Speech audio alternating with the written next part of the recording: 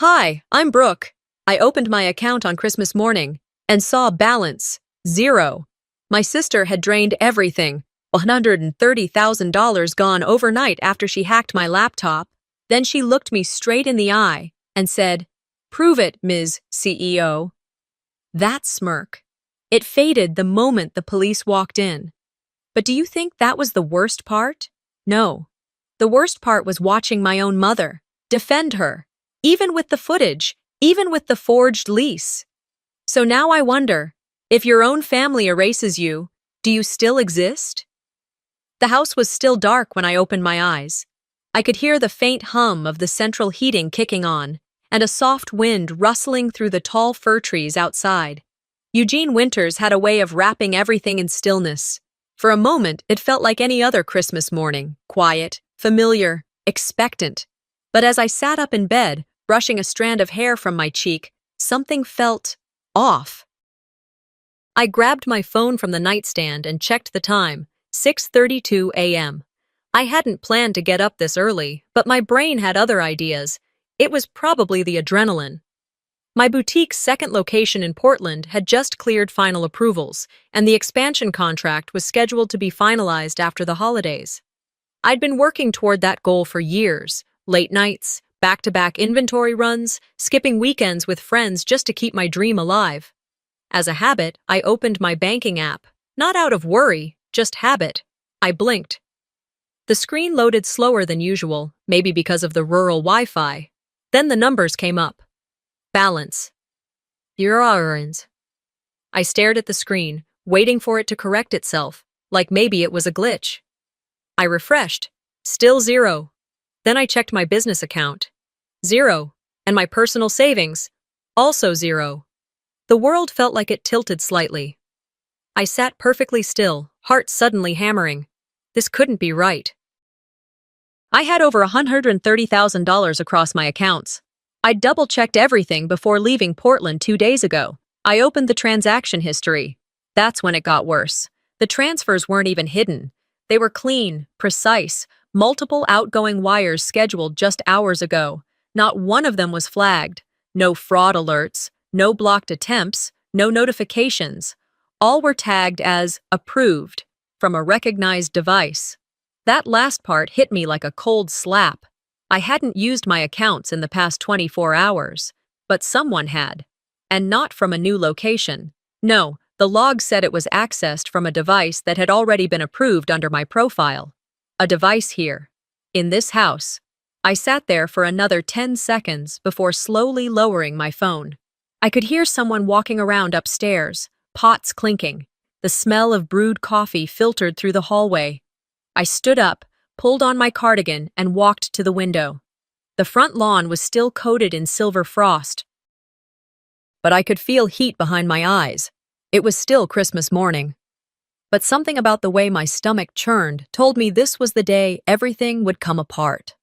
Hours earlier, Christmas Eve, things had felt almost peaceful. Callista had flown in the night before. She made an entrance, as always, breezing in with a designer bag, new curls, and a laugh that reached every corner of Mom's house. Everyone lit up when she arrived. Mom poured her wine before she even had to ask. Dinner had gone smoothly, if not loudly. Callista had dominated every conversation. Her latest venture, a podcast, or was it a wellness brand? I'd tuned most of it out. I was too tired. I'd left my laptop on the kitchen island for a few minutes when I ran upstairs to help Mom with the spare linens. When I returned, everything looked exactly the same. Apparently, not everything. Now, on Christmas morning, I walked down the hallway slowly, trying to gather my thoughts. The aroma of turkey and cinnamon rolls filled the air. My mother had already turned on the holiday playlist. The fake cheer felt like a slap. In the kitchen, Callista stood by the coffee pot, sipping from a tall mug like she owned the room. Her nails were freshly done, red with tiny silver stars, always on brand for attention. "Morning," she said, too brightly. "You look like you barely slept." I didn't respond. At the table, Mom was already plating scrambled eggs. "Sit, sweetheart. Eat something before it gets cold." I walked to my seat, sat down, and stared directly at my sister. My accounts were emptied last night. Callista didn't flinch. She kept sipping her coffee and raised an eyebrow. I didn't blink. All of them. Every cent. Business. Savings. Personal. Gone. There was a pause. Mom glanced up, frowning slightly. What do you mean, gone?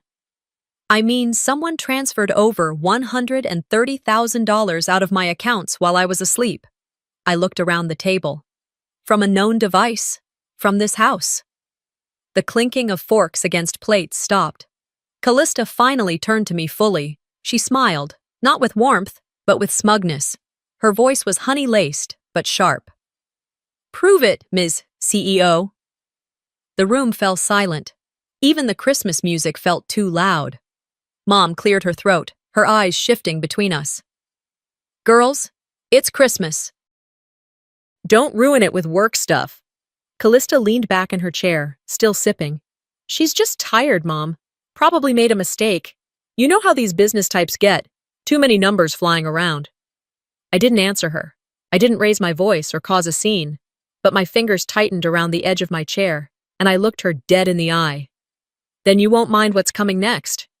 I hadn't cried yet, but that night, the past came roaring back like a wave I'd tried to forget. After breakfast, the house slowly returned to its usual Christmas routine. Faint music from the living room, the smell of cinnamon rolls warming in the oven, wrapping paper scattered like confetti on the rug. But none of it felt real to me anymore. I moved through it like a ghost, exchanging empty glances and forced smiles. The only thing I could hear clearly was Callista's voice on loop. Prove it, Ms. CEO. I kept my face neutral and waited for a quiet moment. Mid-afternoon, most of the family had stepped outside for a walk through the neighborhood or were dozing off in front of a Hallmark movie. That's when I slipped back into my room upstairs. I shut the door behind me, not slamming, just deliberate. I sat at my desk, my laptop still resting where I'd left it the day before. I hadn't used it since arriving, had no reason to. Until now. The power cord wasn't plugged into the port I usually used. That caught my attention right away. I'd always plugged it into the left USB-C port because the right one had a slightly looser connection. A small detail, but it meant something. My eyes traced the edge of the casing. That's when I saw it. A small USB drive, barely noticeable, tucked into the back port. I slowly pulled it out. The body of the device was standard, silver with a clear cap, but along its edge was a faint smudge of lipstick, red. The exact red Callista wore like armor every day since high school. She wasn't just sloppy, she was smug. She wanted me to find it. Or she didn't care if I did, because in her mind, nothing would ever touch her. I turned to my travel bag and pulled out my secondary laptop, an older model I only used for backups. I plugged the USB in with a steady hand. Nothing visible.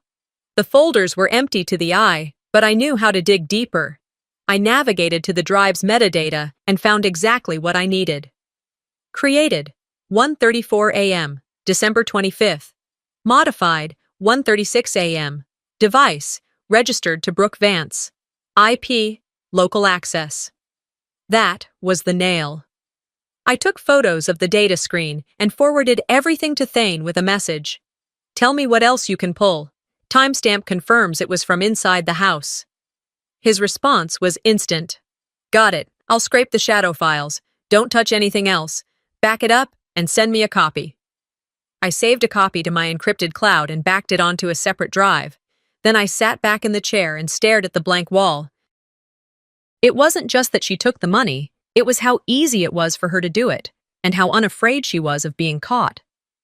Later that evening, while everyone was still lounging or napping, I made my way downstairs. My mother was in the kitchen, stirring a pot of cider. The lights above cast a soft yellow glow that made everything feel warmer than it was. Hey, Mom, I said, keeping my voice casual. Quick question, did Callista borrow my laptop yesterday? She looked up and smiled, then frowned slightly, like I'd asked something off script.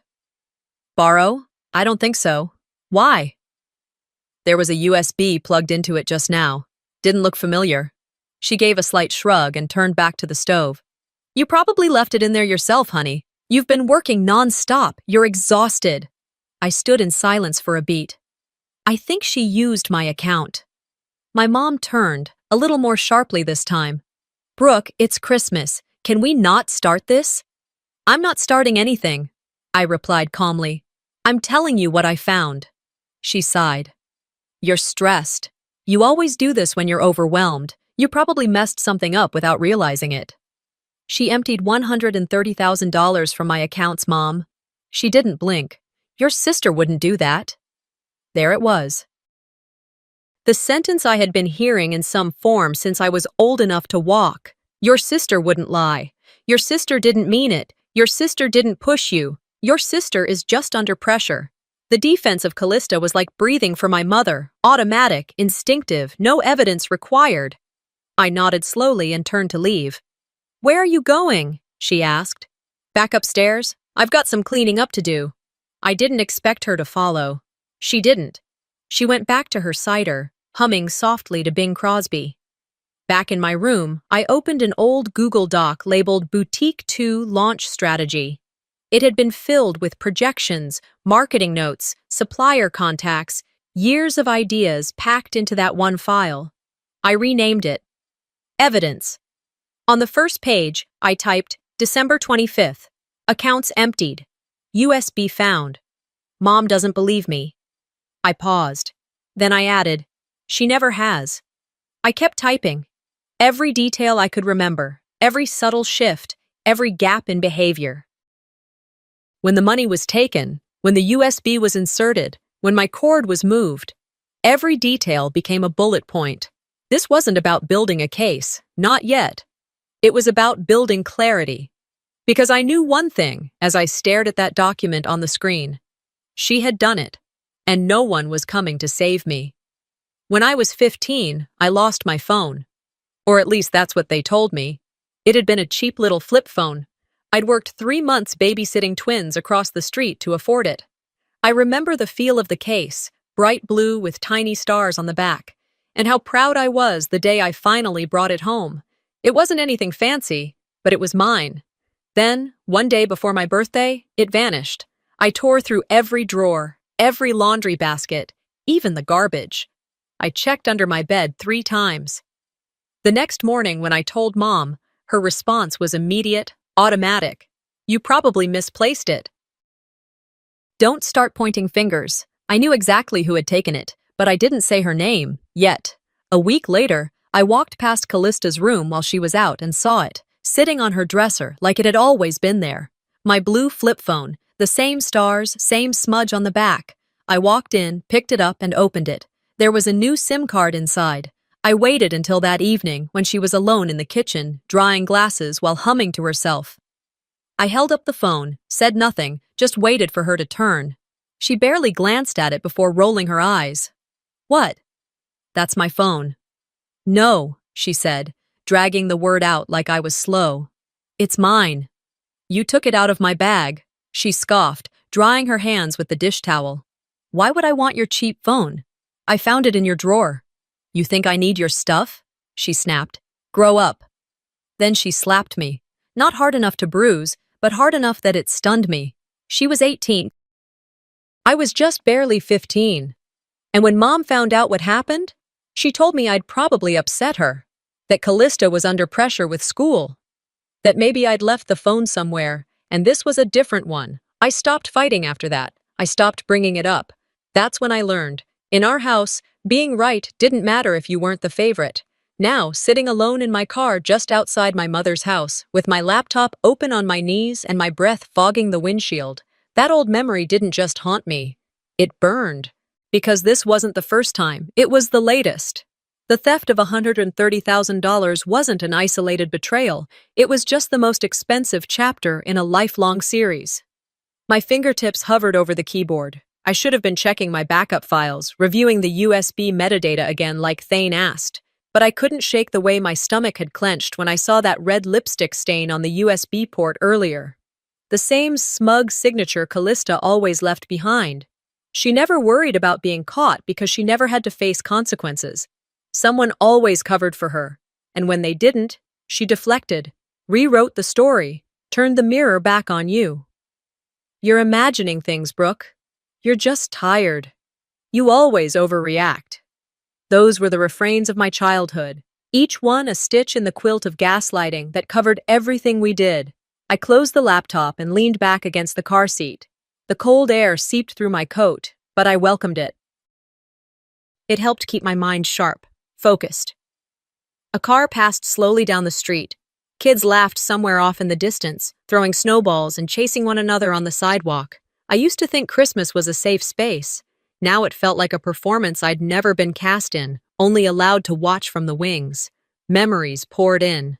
Callista stealing the tutoring money I'd saved in 10th grade, taking credit for the group science project in junior year because she needed the GPA boost more than I did, sneaking out and blaming me for leaving the back door unlocked. And every time I tried to speak up, my mother would cut me off.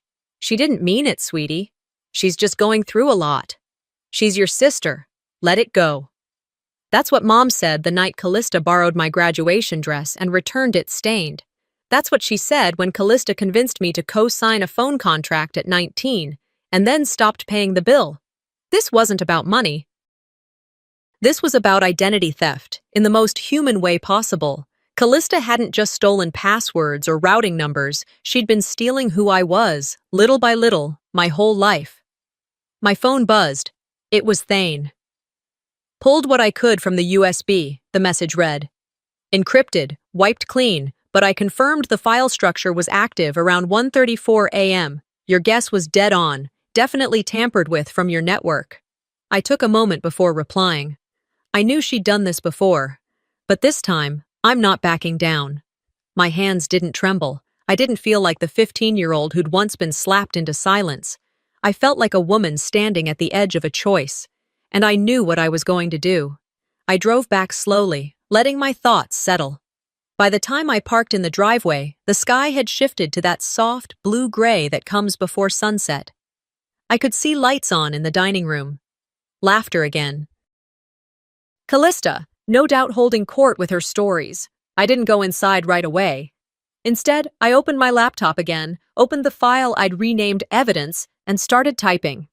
Confirmed, USB used on known device. Metadata timestamp matches suspected breach window. Thane Morgan verifying second-level encryption logs. I added every little thing I remembered.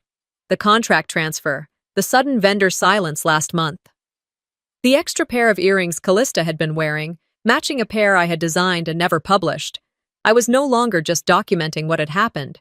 I was tracking a pattern of erasure. But this time, I wasn't going to be erased. Her Christmas gift to Mom, the necklace I dreamed of buying with my expansion fund. It was almost noon when I stepped into the living room, and the fireplace cast a flickering light over the cluttered coffee table. Mom was sitting on the couch, her robe draped loosely over her shoulders, admiring something small and sparkling in her hands. The sun cut through the window behind her, catching the gleam of a sapphire teardrop necklace nestled inside a velvet box. I stopped short. My breath caught, not because it was beautiful, though it was, but because it was mine. Well, not mine in the literal sense. I had never bought it, but I had picked that design from a small artisan shop online weeks ago. I'd bookmarked it after signing the lease on my second boutique location in Portland. It was supposed to be a gift to Mom, something personal, something earned. I'd even written a little note in my phone. After I launch, gift for Mom, sapphire, like her eyes. And now, Callista stood in front of her, smiling, beaming with that confident glow she wore like a tailored suit. Mom always wanted something timeless, she said with a hand on her hip. Eloise's eyes welled up. It's stunning. You didn't have to do this, honey. I didn't move. I watched as my mother reached forward, hugging her like a child who had just handed over a hand-drawn card. It's nothing, Callista replied with a faux shrug. You deserve nice things. I felt it then, deeper than rage, deeper than humiliation, a kind of rot. She hadn't just stolen the money. She stole the moment. Later that day, when the noise of gift wrap and wine had died down, I found myself in the kitchen with Mom. Callista was upstairs taking a call, loud, of course, so everyone knew she was still busy, still important. Mom was washing dishes slowly, humming something old and off-key. Where'd Callista get the necklace? I asked lightly, leaning against the counter. She turned toward me, half smiling. Oh, she's been saving for months. Said she wanted to make this Christmas special. I nodded, said nothing more. Let her go back to the hum of her holiday routine. I didn't ask if Mom remembered me saying I wanted to get her something similar. I didn't mention the sapphire I showed her over dinner in November, because I already knew the answer. She'd probably say, "Oh, you must be misremembering, sweetheart." And even if I wasn't, what would it matter? Upstairs, I opened my laptop again. Thane had just emailed back about the USB. But I needed a break from the evidence, from facts, from screens and proof and timelines. I just needed to sit with the feeling for a minute. I remembered back in July when I first drove past the storefront in Northeast Portland. It was a tiny brick building with ivy climbing up the side, nothing flashy, but it felt right. I could already imagine my logo in the window, the recycled wood checkout counter I had designed sketched out in my notebook. That place represented something I'd built with my own hands, my own debt, my own instincts. And now, I opened my email to double-check a message my real estate lawyer had sent the day before, something about a document signature that needed confirming. Scrolling back through the thread, my eyes landed on one line that made my blood run cold. Just confirming receipt of the revised lease form submitted yesterday. We've attached the final draft here, as signed by C. Marlin. What? I opened the attachment. There it was. The same lease, same address, same terms. But under owner-operator, it read, Callista Marlin. No, that wasn't a coincidence. That wasn't an error. I checked the edit history. Sure enough, the metadata listed her email as the last modifier.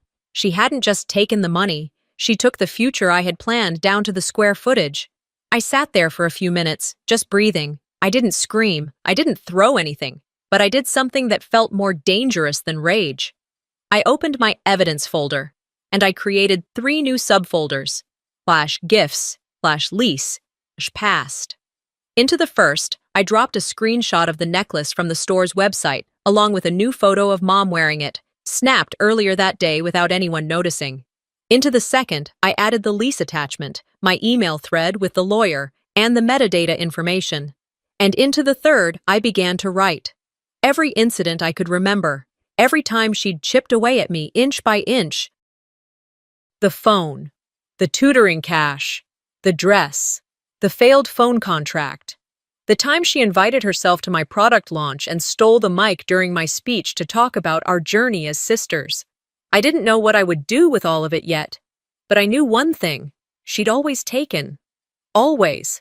This time, I was going to make her give it back. Don't let anyone make you small, not even your sister. That was the line he wrote in the final months. His handwriting was slower then, more careful. But the loops still curved with the same tenderness I remembered from grocery lists, birthday cards, and the sticky notes he used to leave on the fridge. He knew he didn't have much time left. We all did, but there was something different about knowing it, about feeling the edges of goodbye inch closer every day. I found the letter tucked inside the cover of the sketchbook he gave me when I turned 22. He'd told me once that blank pages were a kind of freedom, a way to speak when your voice trembled or when it felt like no one was listening. I hadn't drawn in it much, honestly, maybe a few times when the grief got quiet enough to leave room for creativity. But that letter, those words, I'd read them 100 times since the funeral. You don't have to scream to be powerful, Brooke. But don't let their silence erase you. That night, sitting on the edge of my childhood bed, the stolen necklace 3 doors down, and my boutique lease altered without my consent, that line lit something inside me, like a match dragging against bone-dry wood. I folded the letter along its old creases and slid it back into the sketchbook, placing it carefully in the drawer of the desk I once used for homework and college applications. It was nearly midnight when I padded downstairs. The house had long since quieted. The dishwasher murmured in the background, and the antique wall clock in the hallway ticked steadily like a heartbeat. It was the only sound that hadn't changed in all these years. The kitchen light was on. Callista stood there, barefoot, sipping red wine from one of Mom's crystal glasses, the ones we weren't supposed to use outside of holidays. She wasn't surprised to see me. She didn't flinch or hide anything. She just smirked like she'd been expecting this moment all along. "So," she said without turning fully. "Still mad, huh?" Her tone was half daring, half dismissive, the way she always spoke when she thought she had the upper hand. I leaned against the doorframe, crossing my arms, not to shield myself, but to stop them from shaking. "Why'd you do it?" I asked. She raised her glass to her lips again and took a slow sip before setting it down with a little too much emphasis on the granite countertop. "Do what?" I stared at her, eyes steady. "You know exactly what I'm talking about." She tilted her head slightly, a lazy shrug accompanying her exhale. "You've always had it easier, Brooke.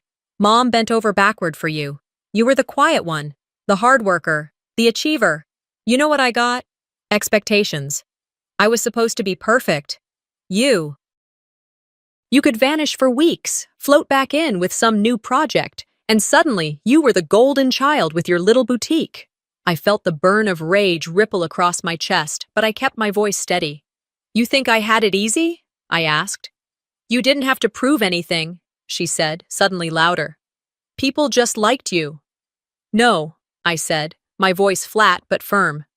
"I had to build everything from the ground up while barely affording rent. You were traveling through Europe. I was stockpiling canned soup and praying my lights didn't get shut off. You think being liked built that store? You think being quiet paid the bills?" Callista's mouth curved into a frown, but she didn't speak.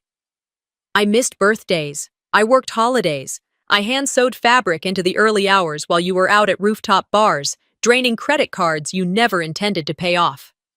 There was a silence after that, not the kind that waits for reconciliation, the kind that confirmed something irreversible had snapped. "You drained my accounts," I continued. "You logged into my business portal, altered the lease, you forged signatures, you walked into my life and carved out whatever piece you thought you were entitled to." She looked down at her wine glass, then back at me. "You owe me," she said quietly. "One way or another, I was going to get what I deserved." I stepped closer, not with malice, but clarity. Something colder than anger, something older. "You want what I have?" I said. "Then earn it, but I will not let you take what I bled for." She stared at me, stunned. For once, she didn't have a comeback. That smirk had fallen. I turned and walked out, the wood floor creaking beneath my steps. I didn't slam the door when I went back upstairs. I didn't need to. By 1:30 a.m., I was seated at my desk, my laptop casting a pale glow across the room. My fingers moved with precision as I uploaded everything into a private folder I'd created months ago, before I'd even known what Callista was really doing. The folder name? Case Initiated. Inside, I dropped a scanned copy of the original lease, metadata showing timestamps from the altered version, high-res photos of the necklace I hadn't seen in years, now resurfaced in Callista's jewelry drawer. A boutique bookmark she claimed to have found, which I'd hand-designed for my clients months earlier, USB timestamps from the shared computer bank transfer logs she tried to erase, call histories from the boutique landline IP addresses tied to login attempts on nights I was out of town. I wasn't just collecting receipts, I was building a war chest. I didn't cry. I didn't call her. I didn't send a message to Mom, begging her to believe me or choose me. That ship had sailed, possibly sunk. Instead, I picked up my phone and dialed Thane. It rang twice before he answered. "It's late," he mumbled, voice heavy with sleep. "I'm going to need your help putting together a timeline," I said. "We're moving forward." He was silent for a second. "You sure?" "I'm not asking for permission, Thane. I'm asking if you're in." There was a long pause. Then, "I'm in." I emailed him the encrypted folder and sat back, the weight in my chest shifting. Not lighter, but different. Purposeful. I stared at the ceiling, letting the silence hold me. Not in fear, but in confirmation. I thought about the first time I'd told Callista my dream of opening a boutique. I could still remember the way she laughed, called it a cute idea, said no one bought ethical fashion unless it came with a celebrity endorsement. She told me I was naive, that I was small. But I wasn't. Not anymore. I wasn't the backup plan. I wasn't the quiet sibling hiding in the corners of a family story that never had room for me. I was done trying to make space. Now I was building my own, and this time, no one was going to take it. The transfer history didn't lie. Thane found the shell wallets. I was sitting at the small desk in my childhood bedroom, the same desk I used in high school to write college applications and late-night journal entries. Now it was covered with folders, 2 laptops, and a legal pad with a growing list of time-stamped anomalies. My hands were steady, eyes clear, and heart strangely calm as Thane's message came through. "You were right," the text read. "The money moved through 3 shell wallets, all of them linked back to a burner account created from your home network. She didn't even cover her tracks." There it was, confirmation, not just from my gut or memory, but digital proof. This wasn't paranoia. It wasn't a misunderstanding. It was premeditated theft. I stared at the screen, letting the weight of his words land. It wasn't just the money, though the number was staggering. It was the smugness, the audacity, and the fact that Callista assumed I'd either be too weak to confront her or too scared to expose her. She was wrong on both counts. I stood up, paced for a moment, and then reached into the drawer near my bed. Months ago, after a small break-in at my boutique's back office, I bought a mini cam off a tech site. Discreet, motion-activated. I installed it at my Portland apartment, and when I came home for the holidays, I'd brought it with me. Habit, more than anything. Just in case. Turns out, that habit had paid off. I retrieved the small device from its hiding spot near the bookshelf, plugged it into my second laptop, and let the footage load. It was slow, grainy, but eventually the frame came into view. My bedroom at 1:31 a.m., December 25th. The same night the money disappeared. The footage skipped every 5 seconds unless it detected motion. Then I saw her, Callista, in mom's robe, her hair tied back, moving quickly but confidently, like someone who had done this before. She sat at my desk, opened my laptop, plugged in my USB, and began typing. I leaned in, my pulse spiking. There was no audio, but the footage didn't need it. It showed enough. The glow of the screen on her face, her hands flying across my keyboard. The pause where she leaned back and smirked, satisfied. I whispered out loud to no one. "Got you." A few hours later, just after sunrise, I made myself a cup of coffee and waited for the house to wake up. Mom shuffled downstairs first, then my aunt, then a few cousins. Callista was always last. She appeared around 10 a.m., still yawning, feigning exhaustion. I didn't say anything, not yet. Instead, I returned to my room, organized everything. USB logs, IP address documentation, lease metadata, the camera footage, and now, Thane's wallet trace. It was enough to make a case. More than enough.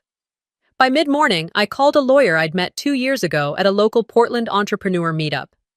Lisa Sharma. She was sharp, quiet, and efficient. Exactly what I needed.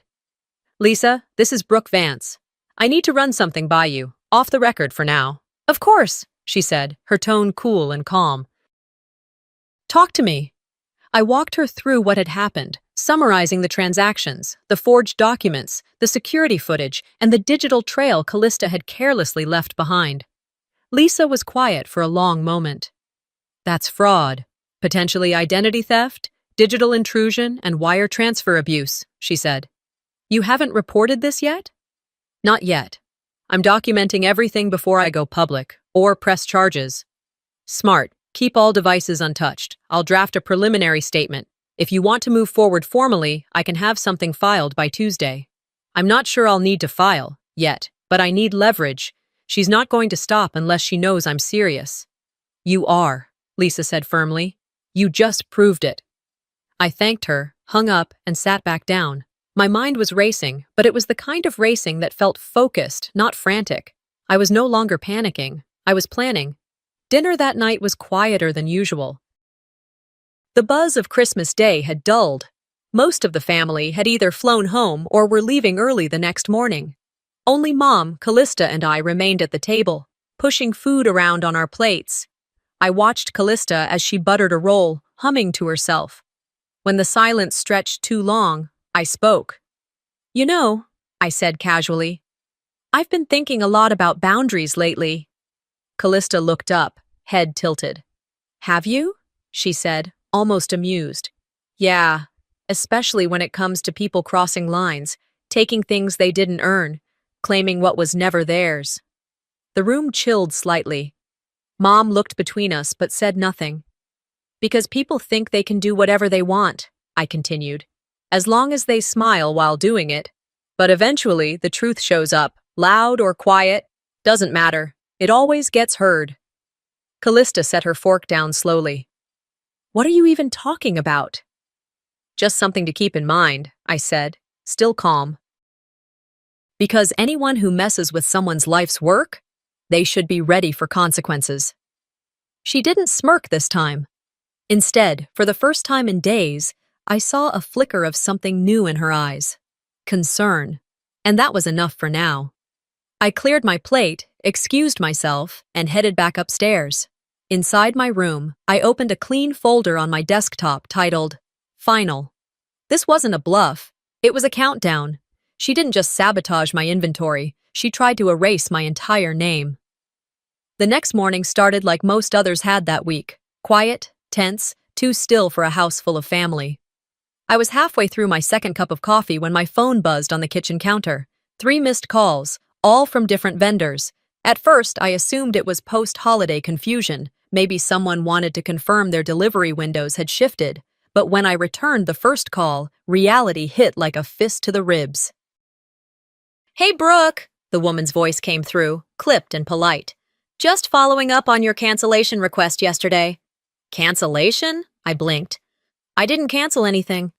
There was a pause on the line. We received an email yesterday morning from your listed account, well, from what looked like your account, asking us to halt production and cancel all pending shipments. We've already refunded the deposits. I nearly dropped my mug. Do you still have that email? Sure, she said. We thought it was odd, but, the holidays, people get overwhelmed. The next 2 calls were nearly identical. Each one confirmed the same story. Someone pretending to be me, using a near-identical email address, had contacted my vendors and pulled the plug on every major order I had scheduled for January. Fabric, labels, packaging, gone. I pulled up the original messages. The email looked like mine at a glance. Same signature, similar phrasing. But the domain name was off by 1 letter. A substitution barely noticeable unless you were actively searching for it. And that's when I understood. This wasn't just about draining my account or stealing my lease. Callista was dismantling the infrastructure of my business, piece by piece, behind my back. She wanted to make sure that when I finally tried to rebuild, there'd be nothing left to stand on. I didn't panic. I didn't scream. I opened my notes app and added a new section. Email interference. 3 vendor cancellations. Fake domain. Brookevancy at, note, CC. Compare against IP logs with Thane. I saved it, locked the phone, and stepped outside for air. The cold slapped my cheeks the moment I crossed the porch. I stood there for a while, breathing in sharp winter air, counting to 10 just to steady myself. Then my phone buzzed again. This time, it was a message from Danny, my college roommate and one of the few people I still trusted with anything close to a personal update. Her message read, "Holy hell! Congrats on the profile! You didn't tell me Forbes Local was doing a piece on you." I stared at the screen. What profile? She sent a screenshot. The headline read, "Meet the woman redefining ethical fashion in the Northwest." The image beneath the title made my stomach turn.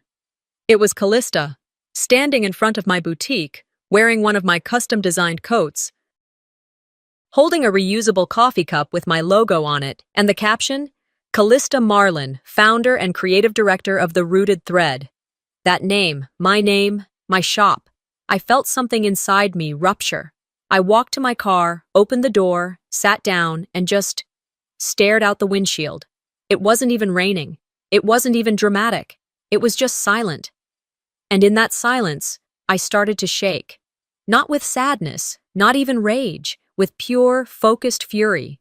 She didn't want to be me. She wanted to erase me. I wasn't crying. I didn't even feel like crying. I reached into my bag, pulled out my iPad, and connected to the boutique's old newsletter platform. I hadn't used it in months, not since we pivoted to social content. but the contact list was still there. Customers, investors, press. I drafted a simple teaser. Hi, friends. Over the next few days, I'll be sharing something personal. Something that affects not just me, but what it means to create, build, and protect what you love. Proof, patterns, paper trails. Coming soon. Brooke. Before hitting send, I hesitated. This was the line. Once I crossed it, there was no walking it back. But then I thought of the lease, the necklace, the footage, and all the years before it. I hit send. Within the hour, the replies started trickling in. Are you okay? Just saw something weird on LinkedIn. Is that your sister? Brooke, we've always believed in your work. Whatever's happening, we're behind you. It wasn't a tidal wave. Not yet. But it was movement. It was air after being underwater too long. Back inside the house, I walked past Callista on the stairs. She had her phone in her hand and barely glanced up. She smiled, smug and effortless. You look tired. I smiled right back. You should be. I kept walking. The email landed. The courtroom date was set. She never saw it coming. 3 days before we were due in court, I was back at my apartment in Portland, sitting on the floor surrounded by manila folders and empty coffee cups. The rain tapped steadily against the windows. I hadn't slept more than 5 hours in the past 2 nights, but I felt sharp, clear in a way I hadn't been since Christmas. The case was airtight. I knew that, but knowing it and believing it were 2 different things. Until I got Ronan's message. It came through my encrypted account late that afternoon. A voice memo, labeled simply, "For you." The playback began scratchy, but I recognized the voice right away. Hers. You seriously think she'll fight this? Callista was laughing, the same laugh she always used when she thought no one could touch her. I changed the damn lease already. She'll break before court. There was a short pause, then Ronan's voice, low, tired. She's not gonna break. Callista scoffed. Please, she's Brooke. She folds when someone just questions her tone. Then Ronan again. Maybe she deserves to win this time. I listened to it twice, once to absorb it, once to transcribe. Then I added it to the evidence folder, right under the section labeled Intent.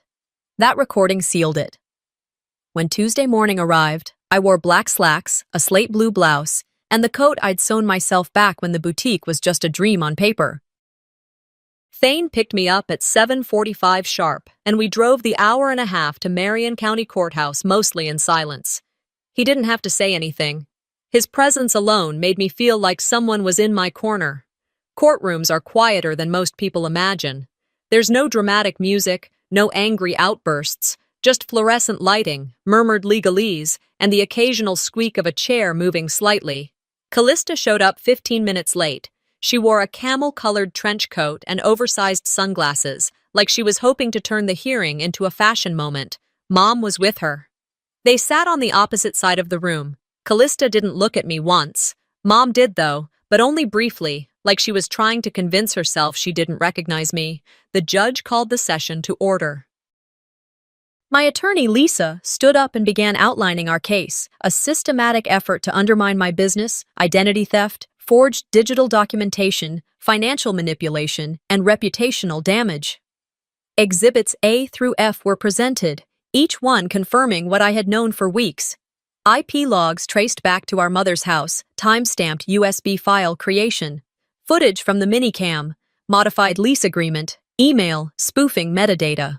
And now, the voice memo. Lisa's delivery was calm but precise. By the time she sat down, there was nothing left to question. Callista's attorney tried to deflect, suggesting miscommunication, family tension, and business overlap as possible explanations, but even he seemed half-hearted. At one point, Callista leaned over and whispered something to him. He didn't even write it down. The judge paused, adjusted his glasses, and looked directly at Callista. You are hereby ordered to repay the plaintiff $126,400 in restitution. The court recognizes the intentional sabotage of business operations and identity misrepresentation. You are barred from using or referencing the Rooted Thread brand, its likeness, or its affiliates in any personal or professional manner effective immediately. Any further misrepresentation will result in contempt of court. My heart didn't leap. My hands didn't shake. I just exhaled. Not the kind of breath you take before something big, but the kind you release when a boulder has been sitting on your chest for weeks and someone finally lifts it. The bailiff approached Callista with quiet instructions. She stood, her chin high, refusing to look in my direction as she walked out, flanked by 2 officers. Mom didn't follow her. She just sat there, still, looking down at her lap, as if something very old and very hollow had just cracked inside her. Outside the courthouse, reporters had gathered.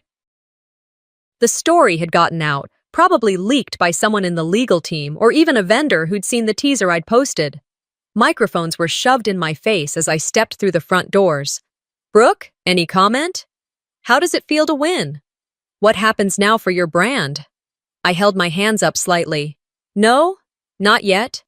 And then I looked straight into the camera.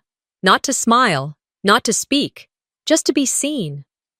That evening, back in my apartment, I sat alone on the couch, barefoot, holding a mug of tea I hadn't sipped. My phone buzzed non-stop. Calls, texts, emails, some from old friends, some from strangers, some from customers. But I didn't check any of them. Instead, I scrolled back through the voice memo from Ronan and played it one more time. Not to prove anything, not to gloat, just to remind myself what it sounds like when someone finally tells the truth, even if it's late. Later that night, I opened a blank document on my laptop and typed a single sentence at the top. She lost more than a case. I lost a mother. It wasn't revenge I wanted, just my name back. The weeks after the courtroom felt strangely quiet, almost padded, like walking through snow in heavy boots. The noise was gone. No more depositions, no more discovery deadlines, no more calls with Lisa, my attorney, just space. Callista had been formally charged with felony fraud and was out on bond awaiting sentencing. There was talk of a plea deal, but I didn't ask for updates. I didn't care if she got 6 months, 6 years, or probation. My goal was never punishment. It was truth, public, undeniable, and permanent. But the silence came with a cost. Eloise hadn't spoken to me since the verdict. She'd walked out of the courtroom alone, her expression unreadable. I watched her go, but I didn't follow. Neither of us did. Since then, the silence had become mutual. 2 days after the trial, I'd sent her a short message. I hope you're okay. I'm here if you ever want to talk. She didn't reply. A week later, I got word from a family friend that she'd withdrawn from her volunteer work at the food bank and canceled the annual neighborhood brunch she hosted every February for the past 15 years. She hasn't been herself, they said. People are talking. Some won't return her calls. Apparently, the quiet pride she'd worn like pearls all these years had begun to crack. The final words she ever spoke to me after the judge read the ruling still rang in my ears. You're a disgrace to this family. That was it. No questions, no apologies. Just that. And so I stopped waiting. The truth is, I didn't need a mother who needed me to stay silent in order to be loved. I needed a life that reflected what I actually built. Alone, messy, honest. Not perfect, but mine. Around the same time, something else began to unfold, quietly at first, like a single drop into still water. A post had gone up on Reddit, a user recounting my story under the headline, "She lost $130K but didn't lose herself." It was simple, raw, and unfiltered, no names, just the outline of betrayal, truth, and court justice. Then it spread. Other women began to comment. My sister drained my savings when I was in chemo. No one believed me either. My husband forged my signature to get a second mortgage. I was told to keep quiet for the sake of the kids. My mom always believed my brother, even when I had bruises. It kept going. And then, slowly, messages started coming to me. Some through the boutique's contact form, some to my personal email. A few were handwritten letters mailed to my store. One woman wrote, "Your story gave me courage to leave my toxic family and open the bakery I always dreamed of.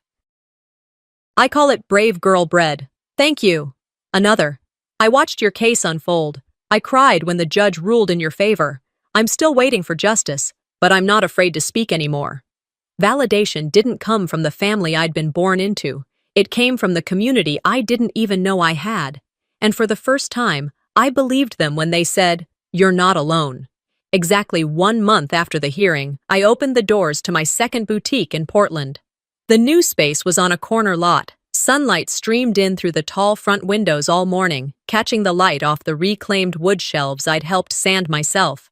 The walls were painted sage green, and the fitting rooms had brass hooks shaped like tiny oak leaves. But the sign outside was what meant the most: third chance. Because the first was surviving, the second was reclaiming, and this was starting again, but on my own terms. When customers walked in that first day, I greeted them with quiet gratitude. I didn't mention the case, I didn't explain the name, I just welcomed them, the way I had always dreamed of doing back when I only had one register and no heat in the winter. On the wall behind the counter, I'd hung two things. One, a framed photograph of my first pop-up booth. You could see me in the background, 19 years old. Awkward posture, hands folded in front of a folding table stacked with hand-stitched scarves. The other, a folded piece of stationery, mounted behind glass. My father's letter. "You don't have to scream to be powerful, Brooke, but don't let their silence erase you." I read it now like scripture. Not because I needed the reminder anymore, but because I hoped someone else would. I still hadn't spoken to Callista. I wasn't sure I ever would. I hadn't forgiven her. But I'd stopped carrying the weight of her choices on my shoulders. Let her face the world without my silence to prop her up. As for Mom, well, I no longer looked for her name in my inbox. I'd made peace with the fact that some mothers can only love the child who makes them look good, not the one who tells the truth. And that's okay. Because love rooted in conditions isn't love, it's performance. As the store filled with customers that afternoon, some old, some new, I stepped behind the register and took a breath. Not because I was nervous, because I felt free. She stole money. I got it back. She stole credit. I reclaimed it. She tried to steal my voice. Now I speak for women who never got their second chance. And if you're listening, maybe this is yours. Some stories don't end with reconciliation. Some end with truth.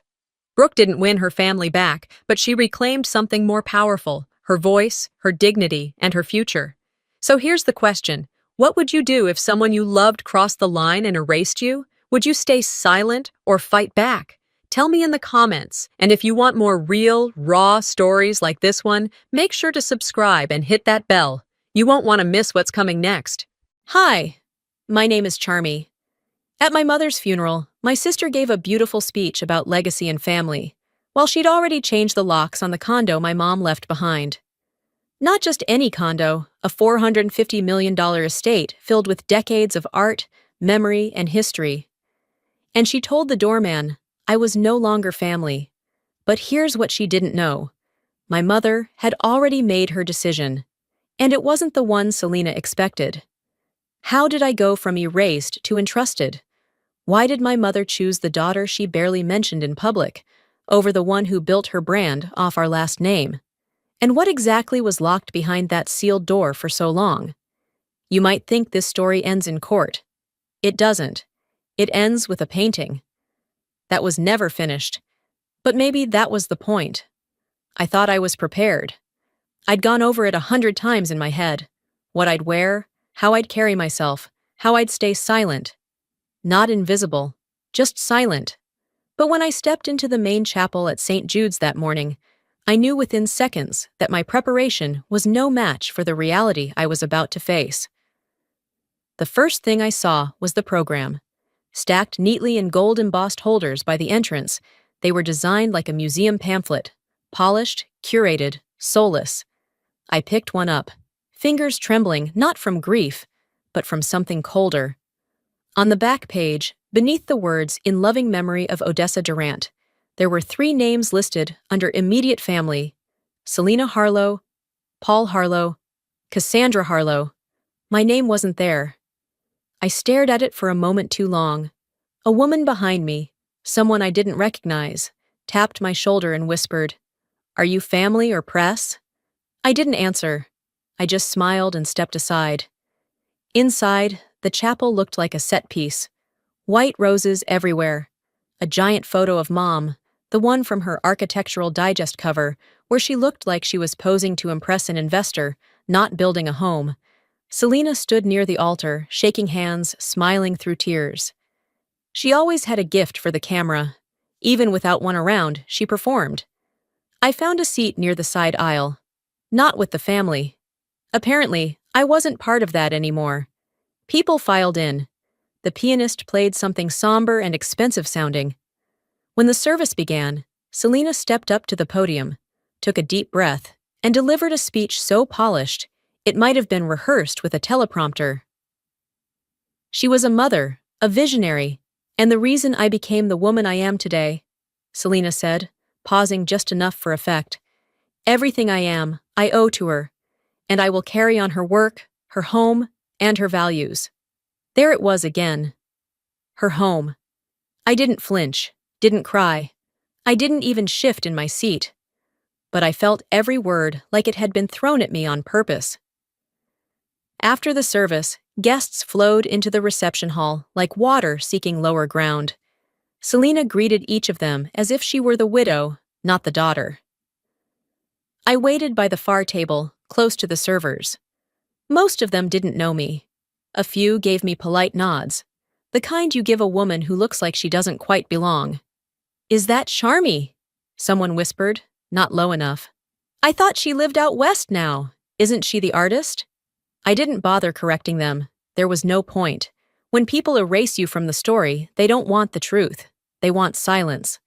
After an hour of polite stares, and even politer avoidance, I slipped out.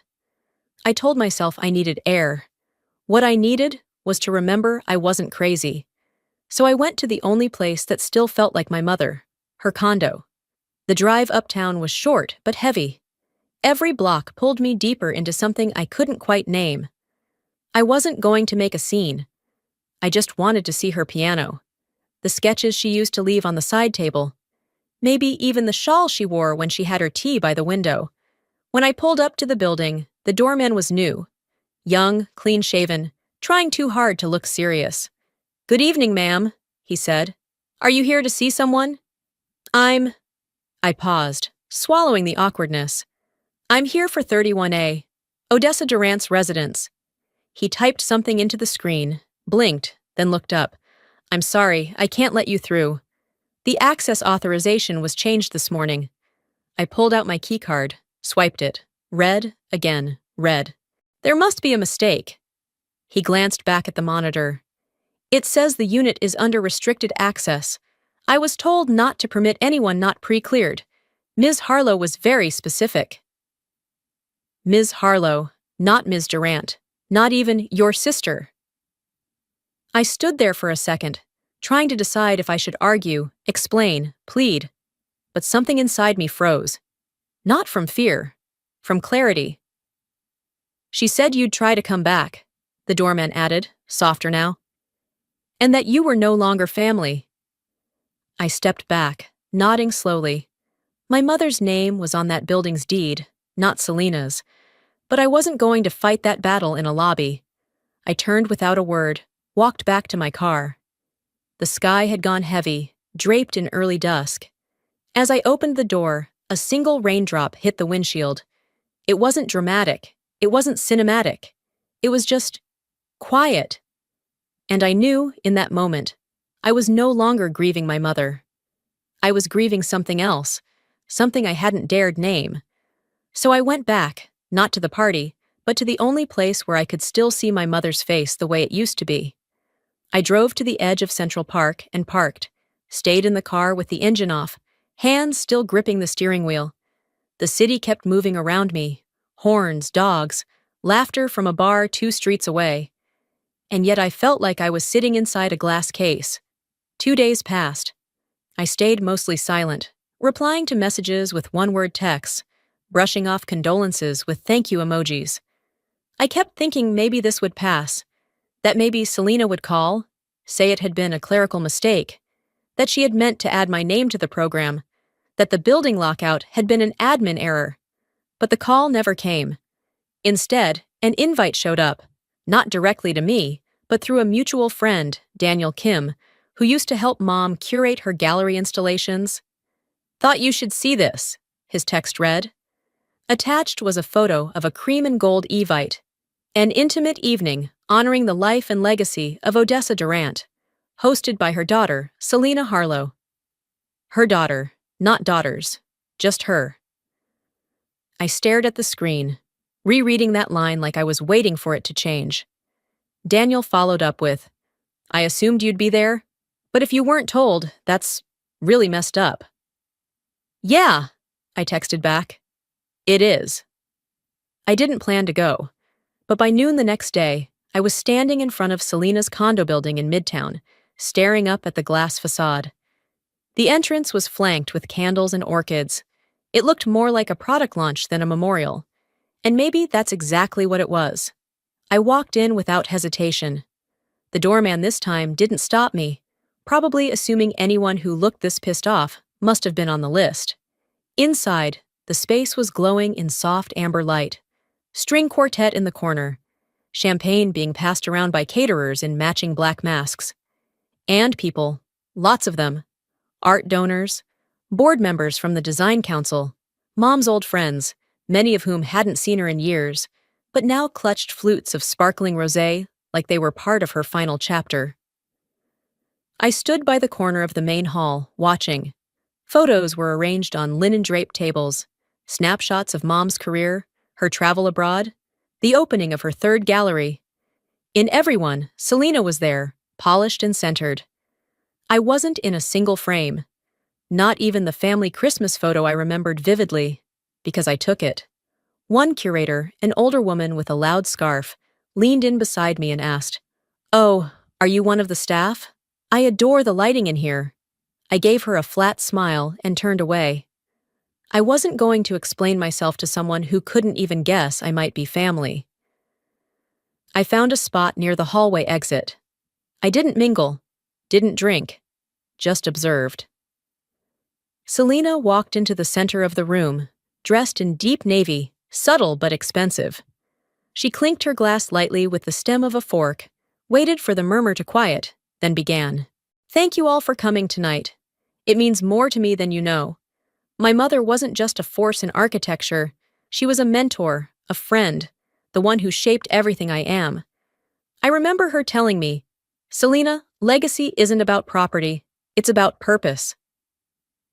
And I plan to carry her purpose forward in every corner of this city she loved." Polite applause followed.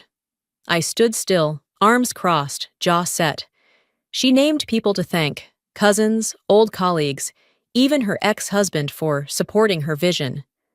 Not once did my name cross her lips. It didn't need to. I wasn't part of this script. But what burned more wasn't being left out. It was the precision of it.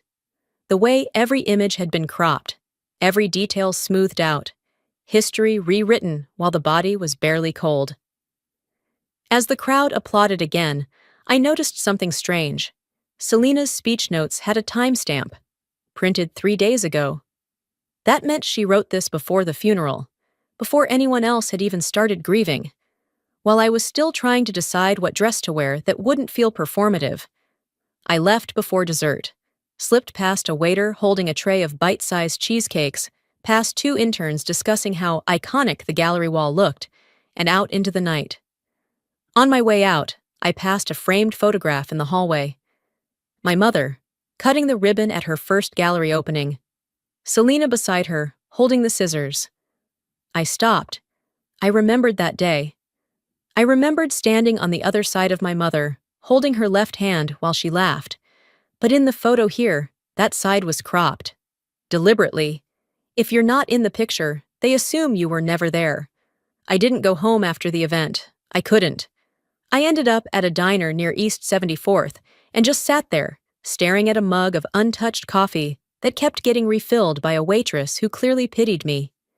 She didn't ask questions, just kept pouring, like she knew I needed the silence more than the caffeine. By the time I left, the city was already wrapped in night. I walked aimlessly until I found myself back near the Durant building. I hadn't planned to come here, not again. But there I was, outside the lobby where 2 nights ago I had been denied like a stranger at someone else's doorstep. This time, I came prepared. I had called ahead under a different name and booked a visitor slot to the building, pretending to be a freelance designer reviewing the building's private art collection. It was a stretch, but money talks. And it turned out, so did my mother's last name. When it was convenient for them. The lobby was quiet. The new doorman looked up from his tablet but didn't say much. I nodded politely, signed in as C. Moore, and headed toward the elevator like I belonged. When the doors opened on the 31st floor, I stepped into a hallway that had once been filled with scent. Lavender, faint wood polish, the warmth of tea steeped too long. Now it smelled like citrus cleaner and new carpet. The walls were repainted in pale gray, the kind you find in high-end staging brochures. Gone were the textured wallpapers Mom had picked out after her trip to Florence. The art was gone too, replaced with impersonal, oversized prints of abstract shapes that said nothing and meant even less. The condo had been gutted. Not physically, perhaps, but spiritually? It was hollow. I stood in the foyer longer than I meant to. It felt wrong to walk further in shoes, but the rug she used to ask guests to step on before removing their footwear was missing too. So I stayed where I was. Behind me, a door clicked open. A man in a sport coat walked out from the kitchen with a wine glass. He glanced at me, gave a faint smile, and before I could say anything, held out his coat. "Oh, can you hang this up for me?" he asked. I blinked. "I'm not staff," I said evenly. He raised both hands. "Sorry, you look very efficient." I didn't bother responding. He disappeared before I could figure out whether that was a compliment or an insult. Walking past the living area, I noted more changes. The bookcase that once held my mother's journals now had color-coordinated spines of fake books. Her old reading chair, the one with worn-out armrests she refused to replace, had been swapped with a velvet chaise that didn't even face the window anymore. I checked the bedroom. Her quilted bedding was gone, replaced by something sleek and glossy. The room didn't smell like her. It smelled like nothing. But the real punch came when I turned the corner and saw what had once been her sketch room. It was now a wine cellar, an actual, glass-walled, temperature-controlled wine cellar. The walls where she had pinned her ideas, clippings, scribbled floor plans, and late-night thoughts, they were gone. In their place stood racks of Merlot and Syrah, lined like trophies. I didn't cry. I didn't even flinch. I just stood there, absorbing the silence. I took one breath, then another. This wasn't accidental. This was surgical. Selena hadn't just taken over. She had replaced everything, erased everything that made it feel like home, and refitted it like a showroom. Behind me, soft footsteps approached. I turned and saw someone I vaguely recognized, an assistant who used to work with Mom in her first gallery. He paused when our eyes met. "Charmy?" he said under his breath. I nodded. He hesitated, then looked over his shoulder and said quickly, "You didn't see me, okay?" Then he walked away. That told me everything I needed to know. Selena had made it clear to everyone, whatever my connection to this place was, it was to remain unsaid. But there was one more space I hadn't checked. At the far end of the hallway, past the newly framed mirror and the artificial orchid arrangement, was the old writing room. My mother's sacred space. She used to call it her quiet engine. It was where ideas lived before they became blueprints. The door was locked, not shut, locked, with a digital keypad I hadn't seen before. I was about to lean in, check the frame, when a voice from down the hall startled me. "Ma'am, I need to ask you to leave that room alone." It was one of the building's staff, dressed in maintenance gear. "Who authorized it to be locked?" I asked, already knowing the answer. "The current occupant said it was to remain sealed." "Did they say why?" He shrugged. "Didn't ask, just followed the order." I looked back at the door, stood there for several seconds. "I'm not trying to cause trouble," I said quietly. "I didn't say you were, But some rooms aren't for guests.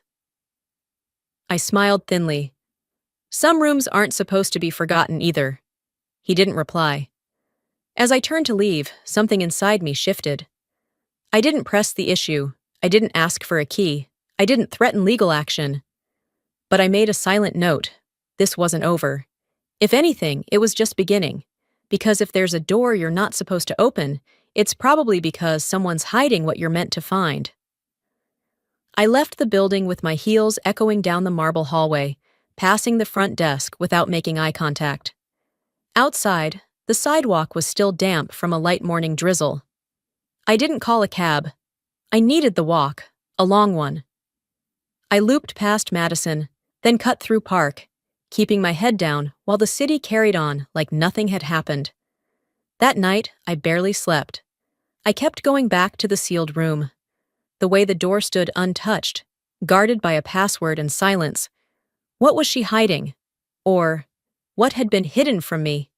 The next morning, I got a message from Rhea Mencken, an old friend of my mother's, someone she'd mentored back when she was building her first gallery.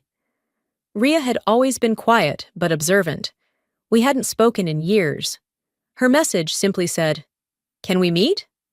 There's something you need to see. Odessa asked me to hold it for you." We met at a small cafe tucked away behind a florist in Midtown. It smelled like lavender and roasted beans, and for a second, I imagined my mother sitting across from me, sketchbook open, stirring her tea with the wrong end of the spoon. Rhea arrived 10 minutes late, wearing a shawl I instantly recognized. My mother's. She didn't say anything about it, just handed me a small flash drive wrapped in tissue. "She sent this to me 2 days before she passed," Rhea said quietly. "Told me not to deliver it until you came looking. Until you were ready." I held it in my hand for a moment. Ready for what? Rhea sighed. "For the kind of truth you don't find in a will." Later that afternoon, I opened the file on my laptop. It was encrypted, password protected. But the answer came to me in an instant. My mother's old sketch title from her final solo show, Weightless Truths. It opened. There were no legal documents, no scans of property deeds or banking statements, just a single email, sent directly from her personal address, dated 4 days before the stroke. "Charmy, if you're reading this, it means you've been pushed out farther than I hoped you would. I've watched your sister rewrite more than just facts. She's rewriting meaning, and I'm sorry, I let it happen too long. But listen carefully. The key to all this isn't in court documents or gallery plaques. It's in values, ethics. You always understood that better than the rest of us. That's why this place was never about ownership. It was about stewardship, about trust." I read it twice. Then, once more, aloud, to the empty room. There was no vengeance in her tone, no bitterness, just clarity. And suddenly, I felt still. I stopped trying to be included. I no longer needed a chair at Selena's table. I had my own. And I had the truth. 2 days later, I received an invitation to a family gathering hosted by the Hastings cousins. I was surprised to see my name spelled correctly for once. It was labeled a tribute dinner, meant to honor Mom in a more intimate setting. I debated going, but something in me said I needed to show up. Not for them, but to observe. The gathering was held in a brownstone just off Lexington. When I arrived, Selena was already there, perfectly composed, surrounded by familiar faces. Everyone looked up when I entered. A few smiles. A few stares. One person I didn't recognize even asked if I was the one from Portland. As the dinner progressed, a slideshow of Mom's life played on the screen above the fireplace. Pictures of her early years, her gallery openings, ribbon cuttings, award nights, and of course, photo after photo of Selena by her side. None of me. Not a single one. I sat still, hands folded in my lap, trying to decide if this was anger or just deep fatigue. Then one of my aunts stood up, glass in hand, and said, "We all know Odessa was strong-willed, but let's be honest. Selena was the one who stayed, the one who held her hand at the end. Some of us disappeared when she needed us most. I felt my stomach tighten. My cousin Jordan leaned in. "You were always the artistic one," he whispered. "But fragile. You know what I mean." I didn't reply. I just reached for my coat and stood up. No one stopped me. In the hallway, I took out my phone and opened the email again. My finger hovered over the bottom of the screen. That's when I noticed it. There was a scroll bar. A second page. I hadn't seen it before. "If they ever turn on you, don't fight them in the room. That's not where truth wins. It wins in stillness, in evidence. Go back to the source. You'll find everything you need where I left it. I made sure of it." I stared at the words for a long time. Then I stepped out into the evening air. The truth wasn't in that room, but I knew exactly where it was. I didn't sleep that night, not even a little. My mother's words kept looping in my head, like a code I couldn't crack, a riddle that pulsed just beneath my skin. Go back to the source. It echoed in the silence of my apartment long after the city outside had gone to bed. At 7:12 the next morning, I stood outside a building I hadn't visited since my 20s. Brick facade, third-floor office, a small bronze plaque that read, "Franklin Givens, Estate Law." The doorman looked older. He recognized me. Barely. "Still look like Odessa," he said quietly, holding the door open. I nodded, but didn't reply. Inside, the elevator creaked the way it always had. I remembered being 12, sitting in that office beside my mother, swinging my legs while she signed something I wasn't allowed to understand. She had told me then, sometimes a signature says more than words. Franklin met me in the hallway. He hadn't aged much, still had the same houndstooth blazer, the same way of folding his hands like a funeral director preparing bad news. But when he saw me, he smiled. Not pity, not concern. Recognition. "Charmy," he said, extending a hand. "I was wondering how long it would take." "Is that so?" I asked, stepping into the office. He motioned for me to sit. There were no pleasantries.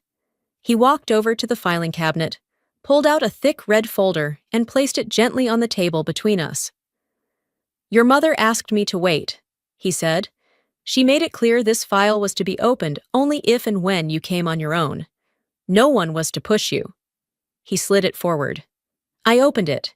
Inside were pages, some typed, some handwritten. On top was a notarized document titled Durant Family Living Trust, Art and Property Addendum. My name was the only beneficiary listed under the Durant penthouse. Not Durant sisters, not equal heirs, just me. "Selena knows nothing about this?" I asked. Franklin shook his head. "She assumes the condo was transferred into her name because of a draft she saw years ago. Your mother never finalized that one. She changed everything 6 months before she passed." I skimmed the paperwork. It wasn't just ownership, it was structure. A trust for public arts outreach. A clause that the property be protected, preserved, not gutted for resale or commercial use. "She wanted it to become something lasting," Franklin said. "Not just valuable." I didn't realize I was gripping the folder until he laid a hand on it. "There's more," he said. "Something personal." He reached into a drawer and pulled out a small USB drive. He plugged it into his laptop, angled the screen toward me, and hit play. The screen flickered. Then she appeared. My mother, Odessa Durant, seated in her reading chair, wrapped in a blanket I hadn't seen since her chemo days. She looked tired, but her eyes were steady, sharp. "If you're watching this, Charmy," she began, "then I didn't get to tell you in person, and that's my greatest regret. Not because I doubt what I've done, but because I know what Selena will make you feel." She paused, took a breath. "I didn't choose you because you're the better daughter. I chose you because you never asked for anything, and that's how I knew you wouldn't waste what mattered." Her voice was even, controlled. "You didn't inherit this place. You were entrusted with it. And if your sister tries to tear it apart, remind her this home was never built for applause. It was built for meaning." The screen went black. I said nothing. Franklin handed me a paper slip. A meeting confirmation with the property board, scheduled for the next morning. I didn't remember asking him to set it up, but maybe he knew me better than I thought. I assume you'll need to bring that notice with you too, he said, lifting another document. I took it. It was a violation report, filed against the Durant condo unit, unauthorized structural modifications, signed off by 1S Harlow. The kitchen demo, the wine cellar conversion, the removal of the archive walls, all listed. All on record. Selena hadn't just tried to rewrite the story, she'd left a paper trail while doing it. I stood up, gathered the file, the flash drive, and the notice. Franklin didn't walk me to the door. He didn't need to. As I stepped into the hallway, I didn't feel triumphant. I didn't feel angry. I felt focused. Finally. Selena had buried the past in renovations, edits, silence. Tomorrow, I'd start digging. One signature at a time. The next morning came without fanfare. No glowing sunrise, no cinematic breeze through the window, just the ticking of my kitchen clock, too loud in the silence. I got dressed in dark navy slacks, a simple blouse, and a soft gray coat my mother once picked out for me. I didn't wear it often, but that morning, I needed something of hers on me, even if it was just the lining brushing my wrists. I arrived 15 minutes early to the board meeting. The condo's private lounge had been converted into a temporary hearing room, sleek chairs, a long walnut table, water pitchers that no one touched. Outside the glass doors, I noticed two people with press badges hovering quietly in the hallway. One carried a small video camera. They weren't live, not yet, but they were waiting. Inside, 3 board members sat reviewing folders. Their expressions were practiced, neither friendly nor cold. They had the weary neutrality of people who'd seen too many neighbors sue over hallway paint colors. Then the door opened and Selena walked in. She wore ivory. Of course she did. A fitted dress, heels sharp enough to be weapons, and a gold pen clipped to a notepad that she probably wouldn't write in. She gave the room a warm smile, one of those expressions that suggested both innocence and inevitability. "Good morning," she said, settling into the chair at the far end of the table. "I'm happy to clarify any misunderstandings." Her attorney sat beside her. Young, expensive-looking, wearing a watch that cost more than the average car. He looked at me like I was about to waste his time. The board chair, a man named Wexler, cleared his throat. "Let's begin. Ms. Durant, we've reviewed a formal complaint citing unauthorized modifications made to Unit 31A. Do you have documentation to support your claim?" I reached into my bag and pulled out the file Franklin had prepared. I handed it to the assistant, who distributed copies. "This is the certified trust agreement," I said calmly. "Signed and notarized 6 months before my mother's passing. It names me as the sole trustee of the Durant family penthouse, including all contents and fixtures, with explicit conditions regarding structural integrity." Wexler flipped through the pages. His eyes paused on the signature page. Selena shifted, but said nothing. "And," I added, "I'd like to play a short recording, if you'll allow it." Wexler nodded. I pulled out a small speaker from my bag and placed it on the table. I pressed play. My mother's voice filled the room. Soft, tired, steady. This home, and everything in it, was meant for Charmy. Not because she's the youngest, but because she's the only one who never tried to take it. For a moment, no one moved. Selena's attorney leaned in and whispered something to her. She didn't respond. Her hands were clenched under the table. I continued. "There's also an updated valuation report. As of last quarter, the condo, along with the original art, the rare design pieces, and the remaining architectural manuscripts, is estimated at over $450 million. Wexler raised an eyebrow. "Ms. Harlow, were you aware of this valuation?" Selena exhaled slowly. "I was under the impression the property had been restructured into a family asset." "Your name doesn't appear on the trust," I said, looking directly at her. And the permit applications you submitted for structural changes? They violated the governing rules of the building and the trust, which brings us here. The board members exchanged quiet glances. Then Wexler looked up. Thank you. We'll deliberate now. We waited. 10 minutes, then 15. The silence stretched like glass, delicate but ready to break. When they returned, Wexler's voice was even. The board acknowledges the validity of the trust and has reviewed the violation notice. We vote unanimously to recognize Charmy Durant as the legal owner of Unit 31A. All renovation permits issued under Ms. Harlow are hereby revoked. Ms. Harlow will have 10 days to vacate the premises. No applause, no shock. Just paper being stacked neatly and a gavel that didn't exist tapping the edge of Wexler's folder. I stood slowly, adjusted my coat. This isn't a victory, I said, voice level. It's a restoration. As I turned to leave, Selena said nothing. Not at first, but just as I passed her chair, she looked up. Not with anger, but something colder.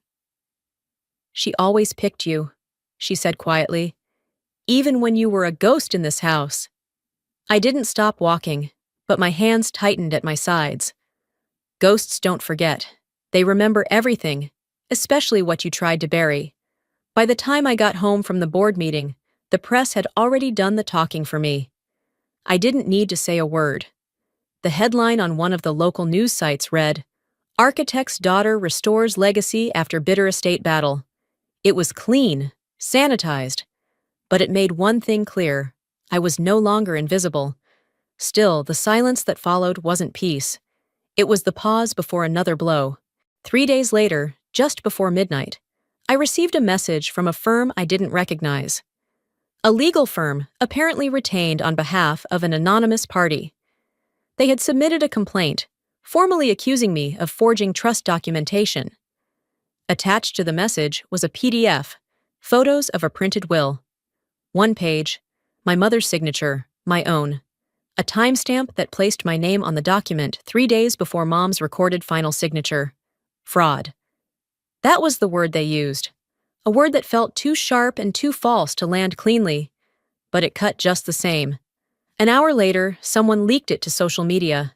Not a news outlet, not even a blogger, just a faceless account with a caption that read, "Trust fund baby caught faking her way into inheritance." It spread like dry grass catching flame. No context, no correction, just insinuation. I stared at the screen for a long while. And then I got up, walked to the file drawer I hadn't touched since the funeral, and pulled out the envelope Franklin had marked Private Handwritten Addendum. I remembered what he'd said the day I visited his office. "Your mother wrote this with no intention of it being read by lawyers first. She wanted clarity, not litigation." I unfolded the first page. Her handwriting was smaller than I remembered, tight, deliberate, not like her usual messy post-it notes or scribbles on the margins of architectural sketches. If any part of this home is altered, structurally, legally, or reputationally, by anyone attempting to distort my wishes, their claim to it becomes null. This isn't punishment. This is protection. The truth is worth preserving, not debating. It was signed, dated, and attached to a scanned floor plan with highlighted notes. Her notes, about which walls could never be touched. Walls that Selena had torn down during her so-called modernization. I forwarded the entire file to Franklin, CC'd the estate lawyer, and added one line. "Please notify the condo board. This is my formal response." No rage, no plea, just fact. I spent the next day in silence. No media interviews, no angry posts, no rebuttals. Instead, I went back to the condo, alone this time. I wanted to walk through it before it stopped being a battleground and became a home again. I unlocked the door, walked in. The space was empty. Selena hadn't been by since the meeting, but I could feel the tension lingering like smoke. I went to the archive room. It had been resealed after the board's vote. The keypad had been replaced, and I now had the code. I opened it. Inside, nothing had been restored. The plastered wall was still smooth where she'd covered up the built-in shelves. The carpet had been stripped. The ceiling lights were harsh and clinical. But in the far left corner, a single cabinet remained. One she hadn't managed to gut. It was locked, of course, but the key had been sitting in my mother's old sewing kit, in a drawer no one else had touched. I opened the cabinet. Inside was a sketch pad. Old, water-stained at the edges. The kind my mother had always used for her personal designs, never for clients. On the first page, a pencil drawing of the condo, floor plan, handwritten notes, and then a phrase scrawled across the margin, as if she'd written it quickly, without stopping to think, "This is hers. Let her prove it the right way." Not let her fight for it. Let her prove it. That night, just after 2 a.m., I heard the front door buzz. I checked the camera. It was her. Selena. She wasn't crying. She wasn't yelling. She stood there with her phone in one hand and a box in the other, probably here to retrieve the last of her belongings. I buzzed the door. She stepped in, walked through the lobby with a calm that felt practiced. I met her at the entryway. We didn't say hello. She glanced around. "So this is it now," she muttered. I nodded. "You came for the box?" She handed it to me without a word, then added, "You think this makes you better?" I looked at her. Not through her. Not around her. At her. "No, I think it makes me right." She didn't scream. She didn't flinch. She just stood there, quiet for a beat, then said, "She always saw you as the safe one, the backup plan, the one who wouldn't get in the way." I didn't argue. I didn't need to. Instead, I walked to the desk, picked up the legal notice the building had delivered earlier that day, handed it to her. "Effective immediately," I said. "You're barred from the unit until further legal review. That includes the common areas." Her hand shook as she took it. Just slightly. "You really think this makes you better than me?" I didn't answer her, because for the first time, I realized this was never about being better. It was about being right. 3 days after I handed Selena the legal notice, I stood barefoot in the center of the penthouse, watching light filter through the tall windows as a quiet hum of voices echoed down the hallway. The board had arranged for a press walkthrough to mark the condo's new designation as a historical property, an effort to honor my mother's contributions, not just to architecture, but to the cultural landscape of the city. It wasn't my idea, but I didn't oppose it. Not anymore. I wasn't protecting a structure. I was protecting what it stood for. I wore black slacks, a simple cream blouse, no makeup except a thin stroke of eyeliner. I didn't need to prove anything. I just needed to be present. The walls had been left mostly bare, at my request. I didn't want this to look like a gallery. I wanted space to breathe, to remember, to begin again. Except for one piece. In the heart of the living room, mounted under soft lighting, was a mixed media canvas my mother had started in her final months. I'd found it in the sealed cabinet tucked behind the plaster wall, one of the few things Selena hadn't reached. It showed 2 female figures. One was fully painted, in rich oils, colors bold and certain. The other was a sketch, faint, almost translucent, her features unfinished. My mother had titled it Balance. The press arrived in small waves, a journalist from an architecture magazine, a photographer from a city newspaper, one young videographer who set up a single camera and asked if I wanted to be recorded. I declined. "I'll say a few words," I told them. "No script, just something simple." When everyone had settled, I stood before the painting. "This isn't a museum," I said. "It's a memory, one we don't all agree on, but one I will protect." No one clapped. No one needed to. As I turned to walk them toward the guest rooms, I caught movement near the entry. A familiar silhouette. Selena. She stepped in quietly, hair pulled back, face bare. She wore a loose sweater and slacks. No jewelry, no entourage, just her. A board member approached her immediately, offering a copy of the legal order. "I'm only here to see the art," she said, lifting her hand slightly. "I won't touch anything." The journalist glanced at me, unsure. I said nothing. I didn't need to. The board rep nodded once and firmly stated, "You'll need to step back into the hallway, Ms. Harlow. This is a restricted tour." Selena didn't protest. She just stood there, staring past me at the painting. Her eyes stayed fixed on the unfinished figure. "This house was always ours," she said, loud enough for the room to hear. Just because she had the key doesn't mean she owned the story. The air grew tight. I didn't respond. Instead, I walked toward the painting, slowly, deliberately, and stood in front of it, not blocking it, not claiming it, just facing it. Selena turned and walked out, her steps heavy, uneven. No one followed her. The rest of the tour passed quickly. Polite questions, light nods, murmurs about legacy and design, and how personal history can live inside walls. By early evening, the press had gone. I turned off the main lights, closed the curtains, lit a single candle. Then I stood before the painting again. I stared at the second figure, the one in charcoal, the one she never finished. Was that me? Or was it Selena? Or maybe it wasn't either of us. Maybe it was both. Maybe she didn't finish it on purpose. Because some stories weren't meant to be completed. They were meant to linger. I didn't erase it. I didn't fill it in. I left it exactly as it was. Before going to bed, I placed a small brass plate beneath the frame. I engraved it that night. No date, no artist bio, just one sentence. What's left unfinished sometimes says the most. Some stories aren't meant to be finished, just remembered, with care. That morning began with the smell of freshly cut lavender. Not from any expensive candle or curated arrangement, just a single bundle, tied with twine, left at the foot of the front door. No note, no signature, just placed there with intention. I stood for a moment, barefoot on the cold tile. The soft hum of morning traffic, a distant echo through the windows. I picked it up, pressed it to my nose. It smelled like her. Like Mom's kitchen on Sundays, when she'd tuck sprigs into a jar of warm honey and call it cheap therapy.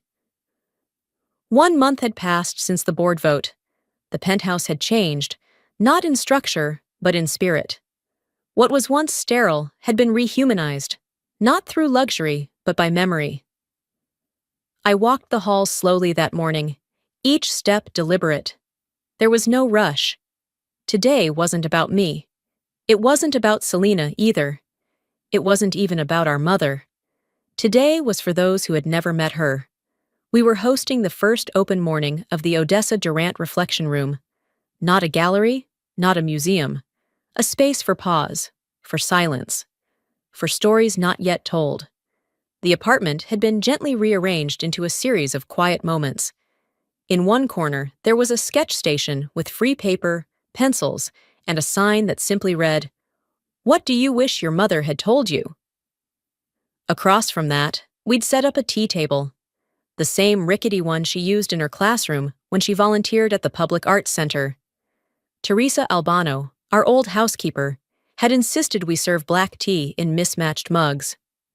"That's how she always did it," Teresa said, placing the chipped porcelain with care. Next to the hallway leading to the bedrooms, there was a wall lined with envelopes, each one containing a letter written by a young artist, addressed to a woman I wish I'd known. We didn't vet the content. That wasn't the point. They were sealed and taped gently, like offerings. A living archive of imagined connection. By 8:30, Ria Menken had arrived with a folded blanket and a bouquet of tulips. She said little, just hugged me once, then wandered off toward the sketch station. 10 minutes later, I saw it. A plain envelope slipped through the mail slot. No stamp, no handwriting on the front. Just there, waiting. I opened it quietly, away from the others. Inside was a single sheet of paper, thick, high quality, familiar. The letter wasn't signed, but it didn't need to be. "You were right. She did choose, and I see now why." That was all it said, No apology, no blame, just acceptance. I folded it, walked to the library shelf, and tucked it into the spine of The Ethics of Space, a book my mother had kept at her bedside for decades. I didn't tell anyone. I didn't feel triumphant. Closure doesn't always look like justice. Sometimes it looks like quiet honesty. By 9 a.m., the doorbell rang. Our first guests. I opened the door and found a young girl, maybe 15, with her grandmother.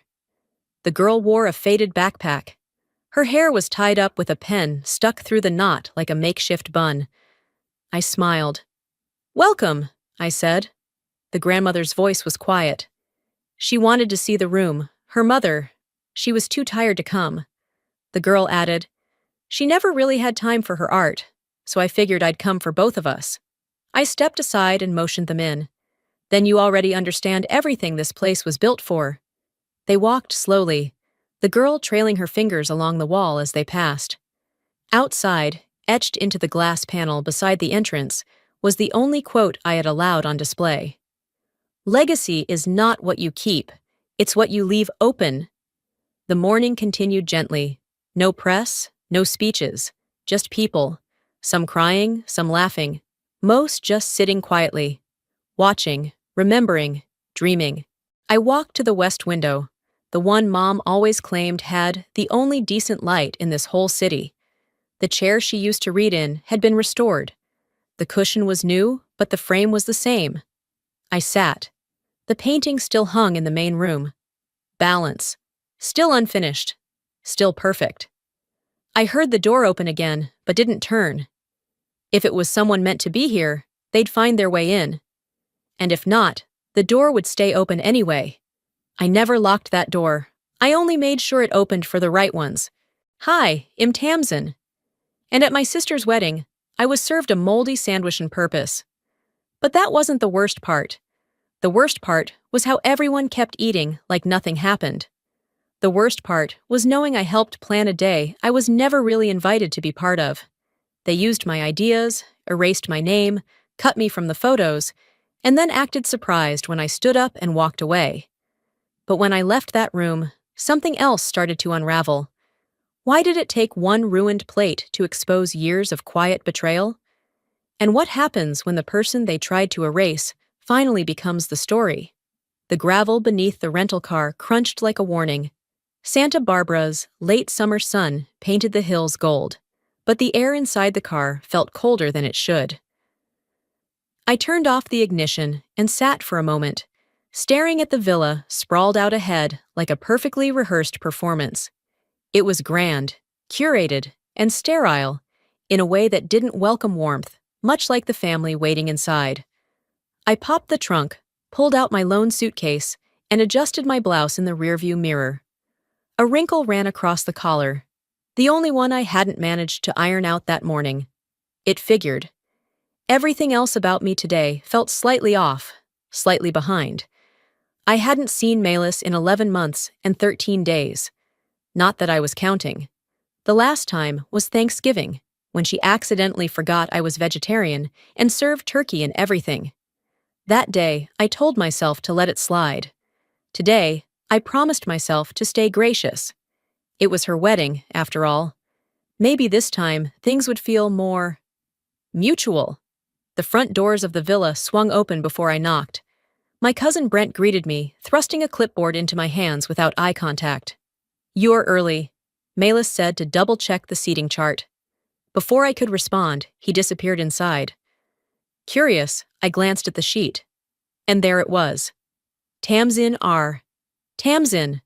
No last name, not even the courtesy of a full identity. I stared at the misprint like it was someone else's name, someone I almost recognized. I forced a smile, the kind you make when you trip on the sidewalk and pretend it didn't happen. What stung wasn't the error, it was the feeling that it wasn't an error at all. I folded the paper and slid it into my purse. The welcome dinner was already underway when I arrived on the patio. Soft jazz played from hidden speakers, and waiters in all black served hors d'oeuvres to clusters of people I barely knew. A coordinator with a clipboard ushered me toward the far end. "Table 23, she said, pointing to a small round table tucked next to the hallway leading to the restrooms. I looked around. My aunts, uncles, and even second cousins were at tables near the stage. I was closer to the janitor's closet than the toast podium. I sat quietly, folding the linen napkin on my lap. Someone walked past and glanced down at me with confusion, then kept moving. I didn't blame them. I barely looked like I belonged. The music was pleasant enough. The shrimp cocktail on the table glistened under the lighting. I took a sip of water, my mouth dry from hours of driving and too much pretending. A man leaned over, gesturing to me with a half smile. "Hey, are you one of the vendor team? Could we get another fork at table 4? I blinked. "No, Im family." He paused. "Oh, sorry, he wasn't." And I didn't correct him further. A waiter passed with a tray of champagne. He skipped me. He wasn't trying to be rude. I was simply not seen. I tried to catch Melis's eye during the dinner, but she was laughing loudly at table 1, clinking glasses with people who looked like they belonged in a bridal magazine. Her white jumpsuit sparkled under the canopy lights. She looked beautiful, untouchable, and I wearing the dress I had second-guessed at least 4 times felt like a background blur. I told myself that was okay. I wasn't here for the spotlight. Later that evening, I retreated to my room. Technically, it was the basement, a converted guest room with no windows and a lingering smell of mildew. I dragged my suitcase inside, sat on the edge of the bed, and let out a breath I didn't know I'd been holding since lunch. I unzipped the bag slowly. Inside were 3 dresses, 2 pairs of shoes, and a printed card I had written weeks ago for Melissa note to be slipped into her bridal gift bag. It spent hours choosing the words. Now, it sat folded between my sandals and a travel-sized deodorant. I didn't cry. Not yet. Instead, I stared at the card and thought about the seat near the restroom. The misspelled name. The vendor comment. It's not about the seat, I realized. It's about what the seat says. The next hour passed in silence. I ironed my dress for the ceremony, set my alarm, replied to Nadine's check-in text with a simple "made it." Then I looked in the mirror, straightened my shoulders, lifted my chin.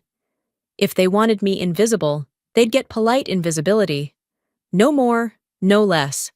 It wasn't just the dress. It was the way they made me feel like I should be grateful to be in the photo at all. That thought curled around my chest as I stirred my coffee the next morning in the villa's communal kitchen, long before anyone else had wandered in. The sun hadn't even risen all the way yet, but the wedding coordinator was already giving orders. Somehow, my name had been added to the logistics chain, unofficially, of course. "Can you help lay out the welcome bags?" someone asked, not even looking me in the eye. "Sure," I said, because what else was I going to say? No one ever asked if I wanted to be involved. They just assumed I'd show up, roll up my sleeves, and pick up the slack. By 8 a.m., I had arranged flowers on 4 tables, helped pin signage on a foam board my Ellis had claimed as her custom idea, and directed 2 lost vendors to the main tent. Everything felt strangely familiar. The blush and olive color scheme, the hanging Edison lights, the calligraphy-style signs. All of it. Mine. A year ago, Melis called me crying, fresh off another breakup. She wasn't even engaged then. But she said, "I just want to dream, you know? Just in case." I stayed on the phone with her that entire Sunday. By the end of the call, I'd created a shared Pinterest board, a budget worksheet, and a full mock itinerary. I even picked out the walk-down song and acoustic cover of something she claimed was too indie, until this week, when suddenly it was perfectly her. Now she was in full wedding mode, breezing past me with a Bluetooth earpiece and a clipboard she didn't need. I heard her talking to the photographer. I designed every detail. I've been dreaming of this my whole life. I didn't flinch. I didn't correct her. I didn't even roll my eyes. But something in my chest shifted like drywall cracking under pressure. Nadine found me a few minutes later behind the catering truck, stuffing discarded flower stems into a black bag. "Did I miss the part where she gave you credit for, all of this?" she asked. I let out a short breath through my nose. It's her day. No, Nadine said, arms crossed. It's your work. This is your layout.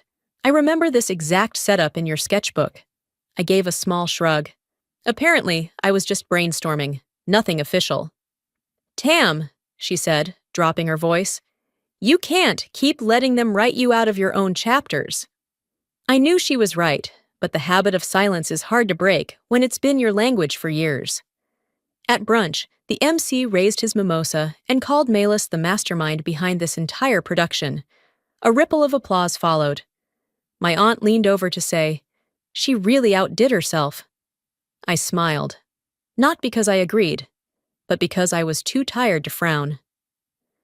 Later, I watched Milas receive compliments like oxygen gracefully, performatively, while I lugged crates of bottled water from one end of the tent to the other. How do you scream when no one's listening? I thought. You don't. You just set your jaw, carry another crate, and keep your head down. Back in my room, I peeled off my name tag. It read, Staff Access Only, though no one had officially given it to me. I stared at the cracked mirror above the sink and saw a woman who'd allowed herself to be drafted into a story she no longer recognized. I thought about the guest book me design, the wax seal on the invitations my idea, the seating chart arrangement mine, down to the last placeholder. If I disappeared now, I whispered to the reflection, this wedding would still wear my fingerprints. Later that afternoon, I stood near the photo booth, restocking the prop table, when Maëlys waved at a group of guests. We couldn't have done this without the incredible team I hired. That was the moment something snapped. Not loud or dramatic, just a clean internal rip. Nadine appeared again beside me, sensing it. You okay? I nodded too quickly. Just tired. She didn't buy it. Tired of helping or tired of being erased? I didn't answer. I was still working that out myself. I wasn't angry yet.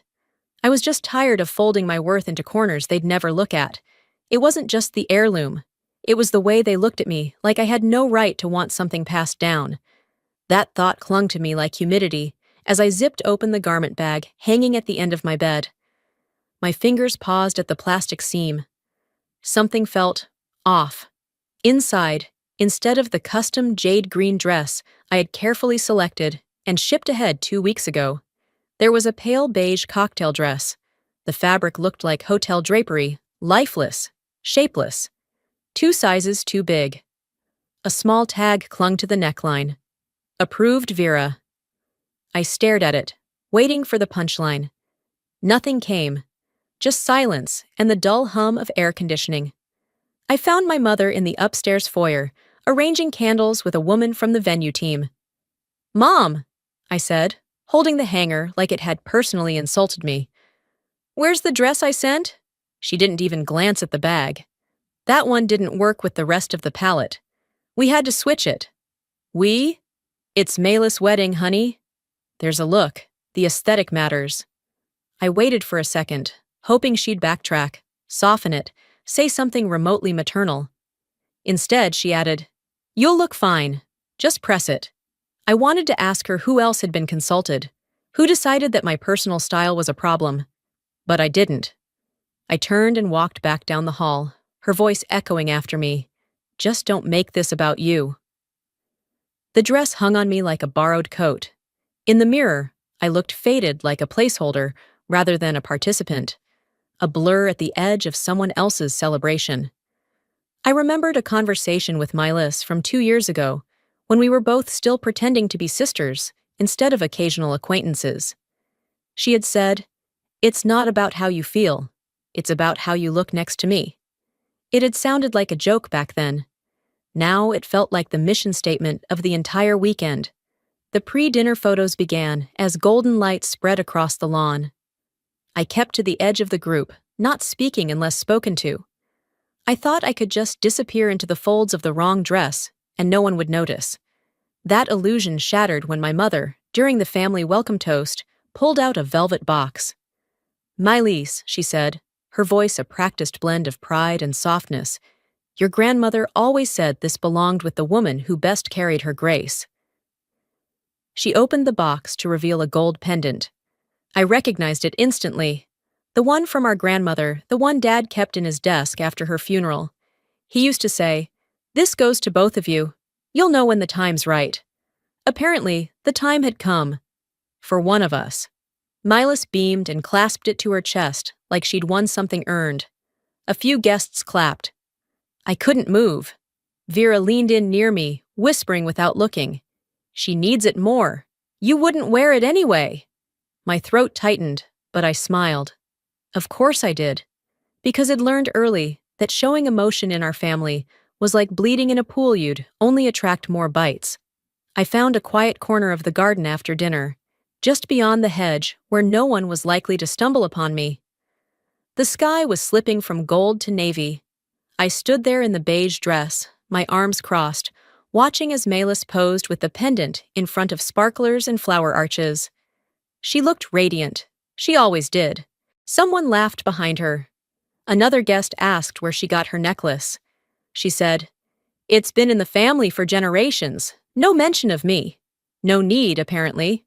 I leaned back against the tree trunk and closed my eyes. In my memory, I could still hear Dad's voice during our last Thanksgiving together. "You've got your grandmother's strength. Quiet doesn't mean weak, but quiet can be invisible." And I was done being edited out. I opened my eyes and looked back toward the patio lights. The dress itched around the shoulders. The necklace I didn't receive hung on someone else's chest, and the history we once shared had been curated for display. I wasn't angry. Not yet. But I wasn't going to smile through it anymore. I held my wine glass tight, but it wasn't the glass that was close to breaking. The slideshow began, and the room dimmed. But the cut they made in me was still sharp in the dark. Earlier that evening, Eid glanced over the printed photo list on the coordinator's clipboard. My eyes scanned the names under core family portraits. I wasn't listed, not once. No footnote, no asterisk. Just omitted. When I asked the photographer, a kind enough man from Fresno, with a nervous smile, he looked genuinely confused. "You're not on the list?" "Maybe we'll add you in at the end," he offered, shifting his weight awkwardly. Vera passed behind us just then, hearing enough to insert herself smoothly. "Let them do this quickly," she said. "We'll get one with you later." Later never came. I stood off to the side near a patch of hedges as Milese posed in front of a floral arch, flanked by our parents, a dozen cousins, and the in-laws I hadn't even met yet. Her laugh, carefully projected to seem effortless, echoed across the lawn. The camera flashed. Then again. I waited through 5 groupings. No one called my name. Nadine stood beside me, arms crossed. "You know this isn't an accident," she said, voice low. I didn't answer. I didn't need to. My silence sat heavy in my throat, metallic, bitter. It had a taste now like rust. Later, in the prep area for the rehearsal dinner, I found Vera arranging name cards. "Can I say something tomorrow? Just a few words during the toast?" She didn't even look up. "We want to keep it elegant. The flow is already tight. I'm not trying to hijack anything. Just a small moment."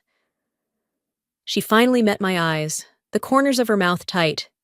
"You and Malis have always had a complicated dynamic. We just want to avoid anything awkward." There it was, complicated. The word people use when they mean too messy to acknowledge, but too public to deny. It's a word that gives people permission to shut you out without explanation. It's not just the mic they took. It's the right to even whisper. By the time dinner started, I was back at my assigned table, again near the kitchen. Again close to the swinging door where servers bustled in and out with trays. I didn't recognize half the people around me, and none of them made eye contact. The MC began his warm-up with the crowd, joking about how lucky Malis was to have so many creative genes and an innate sense of style. I sipped my wine. Not because I was thirsty, but because it gave me something to do with my hands. A cousin Jessica, I thinks, stood to make a toast. She called Malis the heart of this family. Everyone clapped. I clapped too. Muscle memory. As the servers refilled glasses, a woman I didn't know leaned over and asked me, "Are you with the planning team? Everything is just so seamless." "No," I replied. "I'm the sister." She blinked, then said nothing. The silence was louder than her question. I remembered another time my college graduation. The mic had cut out just as I began my speech. They never fixed it. That was the first time I learned that silence could be engineered. I smiled for the group pictures, posed with guests who still didn't know my name, smiled when someone asked if I could help refill the drink station. I corrected them once twice at most. Then I stopped, because it takes energy to prove you belong, and I had none left to spare.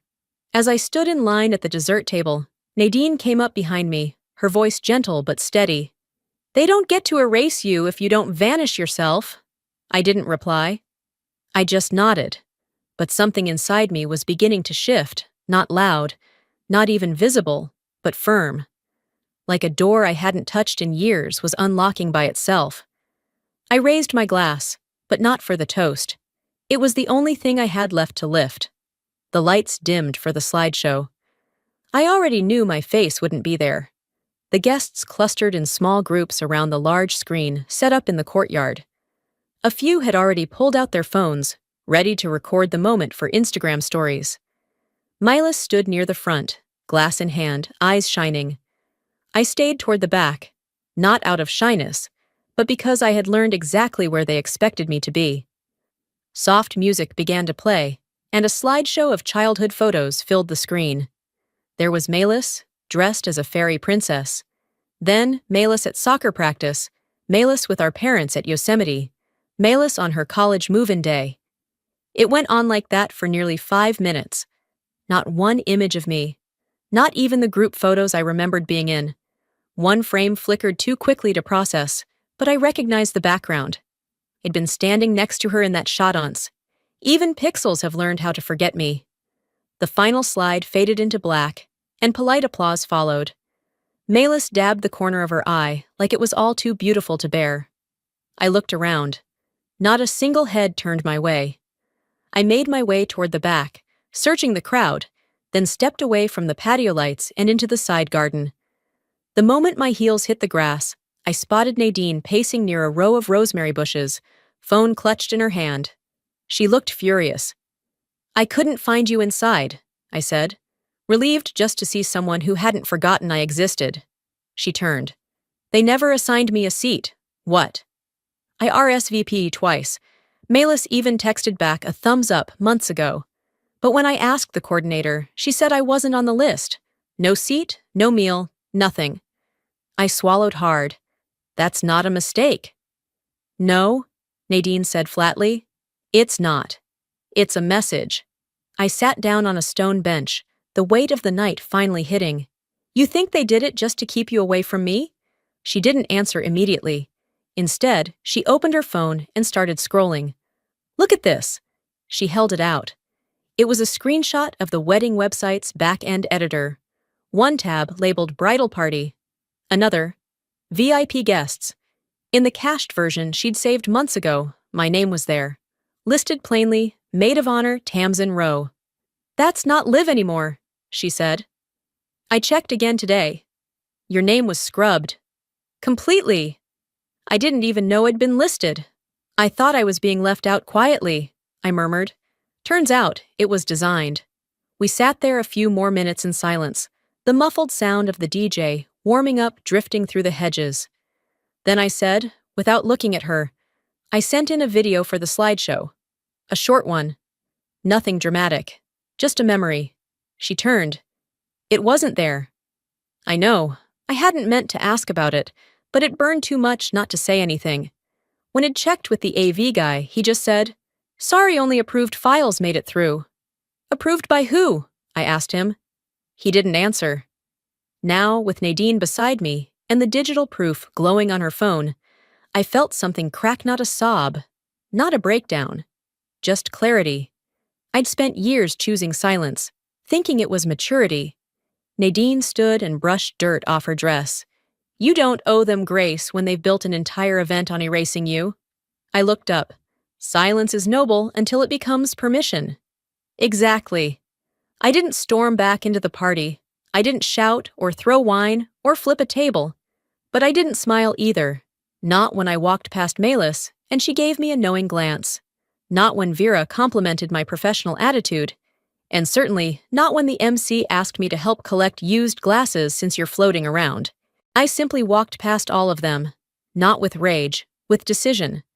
I was done covering for them, and for once, the cut they made wasn't going to heal clean. If they wouldn't give me a seat at the table, I'd walk away before they offered crumbs. The server brought my plate. I looked down and saw mold where dignity should have been. Dinner had just begun. Waiters moved fluidly between tables, their black aprons sharp against the blush and ivory color scheme Melis claimed to have invented. Silver dome lids lifted in rhythm like choreography, roasted salmon, herb chicken, vegan risotto. The scents mingled delicately in the air. Then came mine. A single white plate, no lid, no steam. Just a dry sandwich ham and cheese, I think, and bread, that was visibly green near the crust. A dark, fuzzy patch peeked from beneath the top slice. I didn't move right away. The room around me buzzed on, forks tapping porcelain, someone laughing too loudly near the stage. I stared at the plate, eyes tracing the ridges of mold like it might rearrange into something I could pretend was edible. But it didn't. A soft gasp came from the woman seated 2 chairs down. She leaned slightly forward, then quickly turned away, choosing to ignore what she'd seen. That choice, like so many others this weekend, was its own kind of cruelty. I raised a hand discreetly, signaling a passing server. "Excuse me," I said, keeping my tone light. "There must be some mistake." He glanced at the plate, then at his tray. "That's what I have for this seat. Marked with your name. No substitutions, sorry. Can you check with the coordinator?" He paused, then nodded and walked off. He never came back. I scanned the room. Melis was seated at the head table, glowing as usual.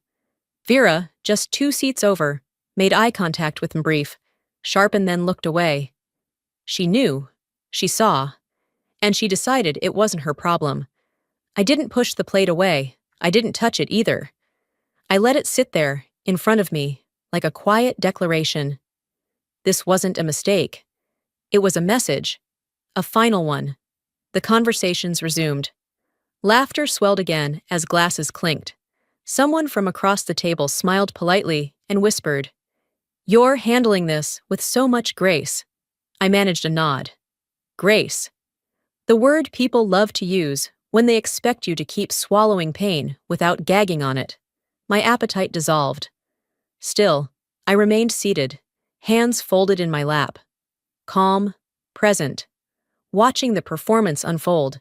A few minutes passed before I reached for my phone. I angled the lens down and took a photo just the plate, with the untouched sandwich and its rotting edge. No filter, no caption. I sent it to Nadine with a single line. They finally said it out loud, just not in words. Her reply came fast. "You don't have to stay, T." My fingers hovered above the screen. Then I looked up, slowly, at the ballroom around me. They weren't watching. No one ever did. I folded my napkin. Neatly, precisely. I placed it on the plate like I was wrapping the whole thing as a gift to return unopened. Then I stood. The motion was small, almost gentle, but something shifted in the air around me. A few heads turned. Conversations paused. A fork clattered against a plate somewhere behind me. I didn't speak. I didn't offer a speech or explanation. I didn't need to, because the sound of my heels against the marble was the loudest thing in the room. Each step away from that table, each step toward the doors, wasn't about escape. It was a decision, a quiet, deliberate declaration. I was done being the joke they told, without ever saying the punchline aloud. As I crossed the threshold of the reception hall, the air outside hit me like truth. Cool, crisp, indifferent. I welcomed it. Behind me, the music played on. The laughter returned. But this time, it didn't touch me. The sound of my footsteps faded behind me, but something else was beginning to stir. The silence I left behind became a question they couldn't unhear, and Nadine was already recording. I sat on a wooden bench just beyond the back terrace, far enough to be out of sight, but close enough to hear the low hum of a crowd, confused by a void they couldn't name. The night air had cooled. but the heat in my chest hadn't faded since I walked away. I watched the moon rise slow and indifferent, while voices inside the reception began to shift from celebration to speculation. "She always has a flair for drama," someone said near the doors, just loud enough to be overheard. The words landed like a shrug disguised as a dagger. "She's always had emotional sensitivities," Vera added later, when another guest asked about my sudden exit. I didn't hear it firsthand. Nadine played it back for me from a clip she'd captured. The way Vera said it, so measured, so polite, it made it worse. As if my boundary was a symptom. As if my silence was evidence of instability.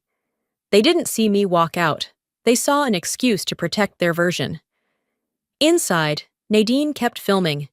She wasn't flashy about it, didn't call attention to herself.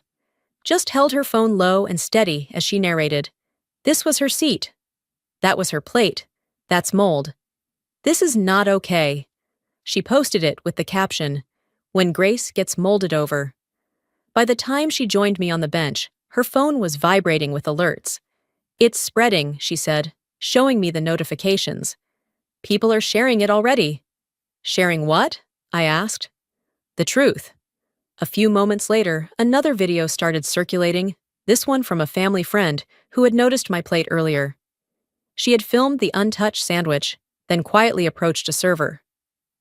"Why was that served?" she asked off camera. The server's voice was nervous but clear. "That's what I was told to put there." "By who?" He hesitated. "The coordinator." She said it was a special instruction. By the time the fourth person posted their version of events, whispers inside the reception turned into something heavier, tension with edges. Clark approached Melis near the head table. I couldn't hear his exact words, but his expression carried concern more than confusion. "What's going on?" he seemed to ask. "Why are people filming your sister's plate?" Melis waved it off, lips curling into that smile she reserved for inconvenient truths. "She's always been dramatic.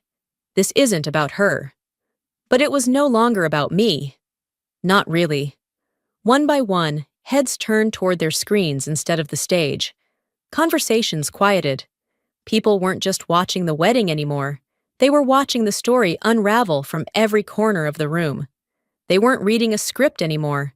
They were reading a thread. My phone lit up with texts I never expected. From my cousin, Eliza. "You okay?" "This isn't right." From a college friend I hadn't seen in years. "Just saw the video. You didn't deserve that." Even Aunt Ruth, who hadn't spoken to me since the baby shower fiasco 3 years ago, wrote, "I'm so sorry, Tamsin. I didn't reply to any of them, not yet." For once, people weren't asking why I was upset. They were asking what had been done to me. I looked at Nadine. She didn't say a word. She didn't need to. I leaned back against the bench, letting the chorus of crickets fill the silence. I knew it wasn't over. Not yet. But the truth had finally changed hands. And for the first time in a long time, I wasn't alone in it. I didn't raise my voice. I just let the silence speak louder, and this time, the world heard it. But I hadn't seen the video yet. Not the one that would make the wedding stop mid-toast. I didn't go back in. But a voice from the past reached me and reminded me what I still carried.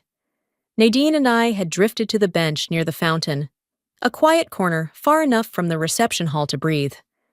The sound of clinking glasses, laughter, and faint music reached us like a distant performance it already left behind. Then her phone buzzed. She glanced down, frowned. "Check the screen." "What screen?" I asked. "Inside." Someone didn't vet the slideshow. My stomach tightened. I pulled up the livestream. The video had just cut to black after a sweet montage of Melis and Clark dancing in slow motion. Then the screen glitched just for a second and another video began. It wasn't edited. It wasn't polished. And it wasn't meant to be seen. Melis' voice filled the room. "Tamsin?" "I only invited her so no one would say I didn't." Laughter hers. "She's just dramatic. Always has been. Let her sit in the back and sulk." The crowd inside went silent. No more music. No more polite laughter.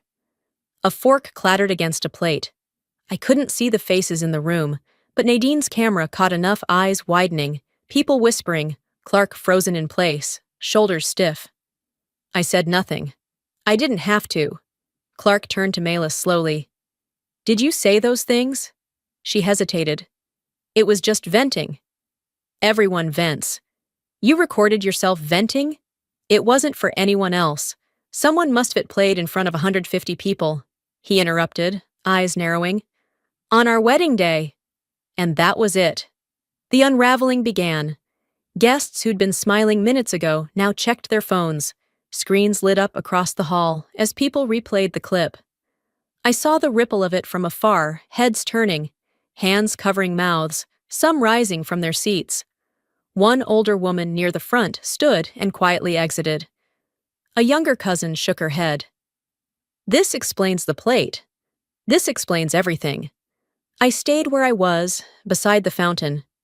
I didn't need to see more. I already knew the sound of collapse. Inside, the wedding coordinator scrambled to cancel the next segment. The toast schedule was discarded. Music faded out mid-track. Nadine's video already posted had hit 30,000 views and rising. Someone texted me, "They're falling apart in there. You okay?" Another, "You didn't deserve any of this." We see it now. I scrolled through the notifications, not to feed ego, but to remind myself my voice hadn't broken through. Theirs had. And sometimes, the truth needs 1,000 echoes before it lands. I didn't feel triumphant. I felt still. From across the lawn, I watched a floral sign with Malis and Clark's initials fall as a gust of wind swept through. A crew member picked it up and propped it back in place, but the frame was crooked now. Slightly off, like the illusion of perfection had given way to gravity.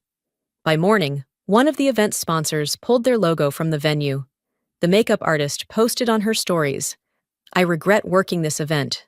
No one deserves to be treated that way." I remained in the shadows, watching.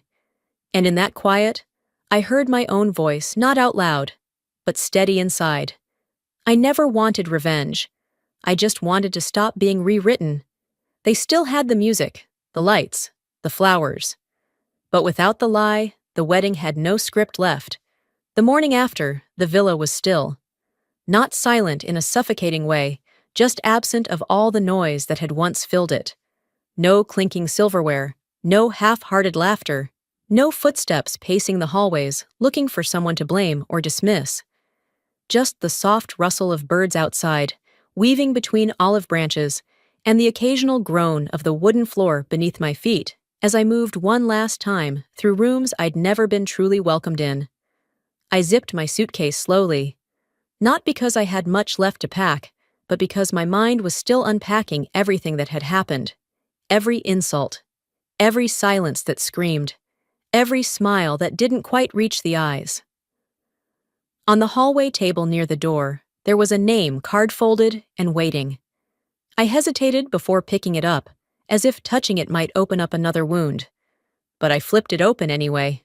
Tamsin. Still spelled wrong. I let out the faintest smile. Not bitter, not broken, just quiet, detached. I folded the card and slipped it into the side pocket of my bagnot as a keepsake, not for sentiment, but as a receipt. A reminder of how they never really saw me, even when I was standing right in front of them. Tucked in the back of my backpack, behind an old planner, was a notebook I hadn't opened since I got here. Out of habit more than intention, I pulled it out while waiting for the car service. A single page, loose and yellowed at the corners, floated out and landed in my lap. It was in my dad's handwriting. "If they forget who you are," it read, "remind them by remembering yourself." I sat there frozen for a beat, my fingers trembling slightly as I held the page. It didn't make me cry. Not this time. Instead, it wrapped around my chest like something warm. Familiar. Grounding. He had written that long ago, but somehow he had seen all of this coming. Maybe not in detail, but he'd sensed the quiet unraveling, the erasure, the need to hold on to yourself when others try to rewrite who you are. I folded the page carefully, like it was something alive, and placed it gently back into the notebook. My phone stayed quiet. No calls, no apologies. Not from Melis. Not from Vera. Not even one of the cousins with a half-hearted excuse or that was awkward, huh? Only one message arrived. It was from Vera. 7:43 a.m. Hope you're okay. I stared at the screen. Typed 3 words. Deleted them. Typed 1. Deleted that too. Eventually, I just turned off the screen. There was nothing I could send that wouldn't shrink me back into someone I wasn't anymore. A few minutes later, Nadine arrived. 2 coffees in hand, phone glowing in the other. She handed me the drink without a word, and then lifted the screen toward me. She's trending, she said. Melis. Brand partners are pulling out. One of them posted this. She tilted the phone so I could read it. We do not support exclusion or cruelty in any form. Our partnership with Melis Truitt has been terminated. It was clean, corporate, cold, but final. No PR team could spin this one back into gold. I didn't say anything. I didn't have to. There was nothing left to prove. As we drove away from the villa, the coastline came into view. I cracked the window open. The wind came in fresh and sharp, salted by the ocean. It filled my lungs in a way that felt like exhaling a version of me I didn't need anymore. Later that day, I opened my phone again. I tapped on my photos. Found the one I'd taken that night, the moldy plate, the isolated chair. No caption, just the image. I posted it. Then I put the phone down and walked away.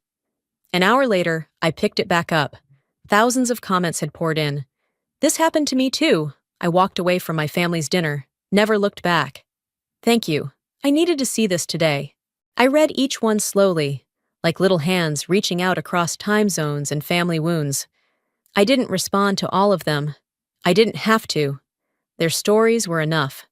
Their truths had a volume that filled the quiet I used to be afraid of. By sundown, I was standing at the edge of the driveway. No one had asked me to stay. No one had pleaded for a group photo or a goodbye brunch. There were no tears shed over my departure. And strangely, that was freeing. I didn't look back at the villa. I didn't need to. Closure isn't the same as reconciliation. It isn't about hugging it out or pretending it didn't hurt. It's about deciding not to carry what was never truly yours. It's about choosing peace over proof. I slid into the back seat of the rideshare. The driver gave a polite nod, but didn't speak. The window was already halfway down. As we pulled away, the wind tugged at my hair again, brushing my cheek like it remembered me. And for the first time in years, I wasn't running from something. I was driving toward myself. I didn't walk away to prove a point. I walked away to protect my peace. Sometimes we're taught that family means unconditional presence, no matter how much it costs us. But the truth is, family that loves you won't force you to shrink in order to fit their picture. They won't crop you out, mute your voice, or serve you silence and expect gratitude in return. If you've ever sat at a table where you were treated like less than who you are, know this: you can leave. And leaving doesn't mean bitterness, it means choosing yourself when others refuse to. Healing doesn't always come with apologies. Sometimes it comes with clarity and the courage to walk forward, even if no one follows. Now, I'd love to hear from you. Have you ever had to walk away from something or someone to protect your dignity? What did it teach you? Share your story in the comments. Let's turn silence into connection. If this story touched your heart, drop a 1 in the comments or tell me where you're watching from. And if you didn't connect with it, I'd still love to know why your perspective matters. Don't forget to subscribe to this channel for more stories that go beyond the surface. Your voice belongs here.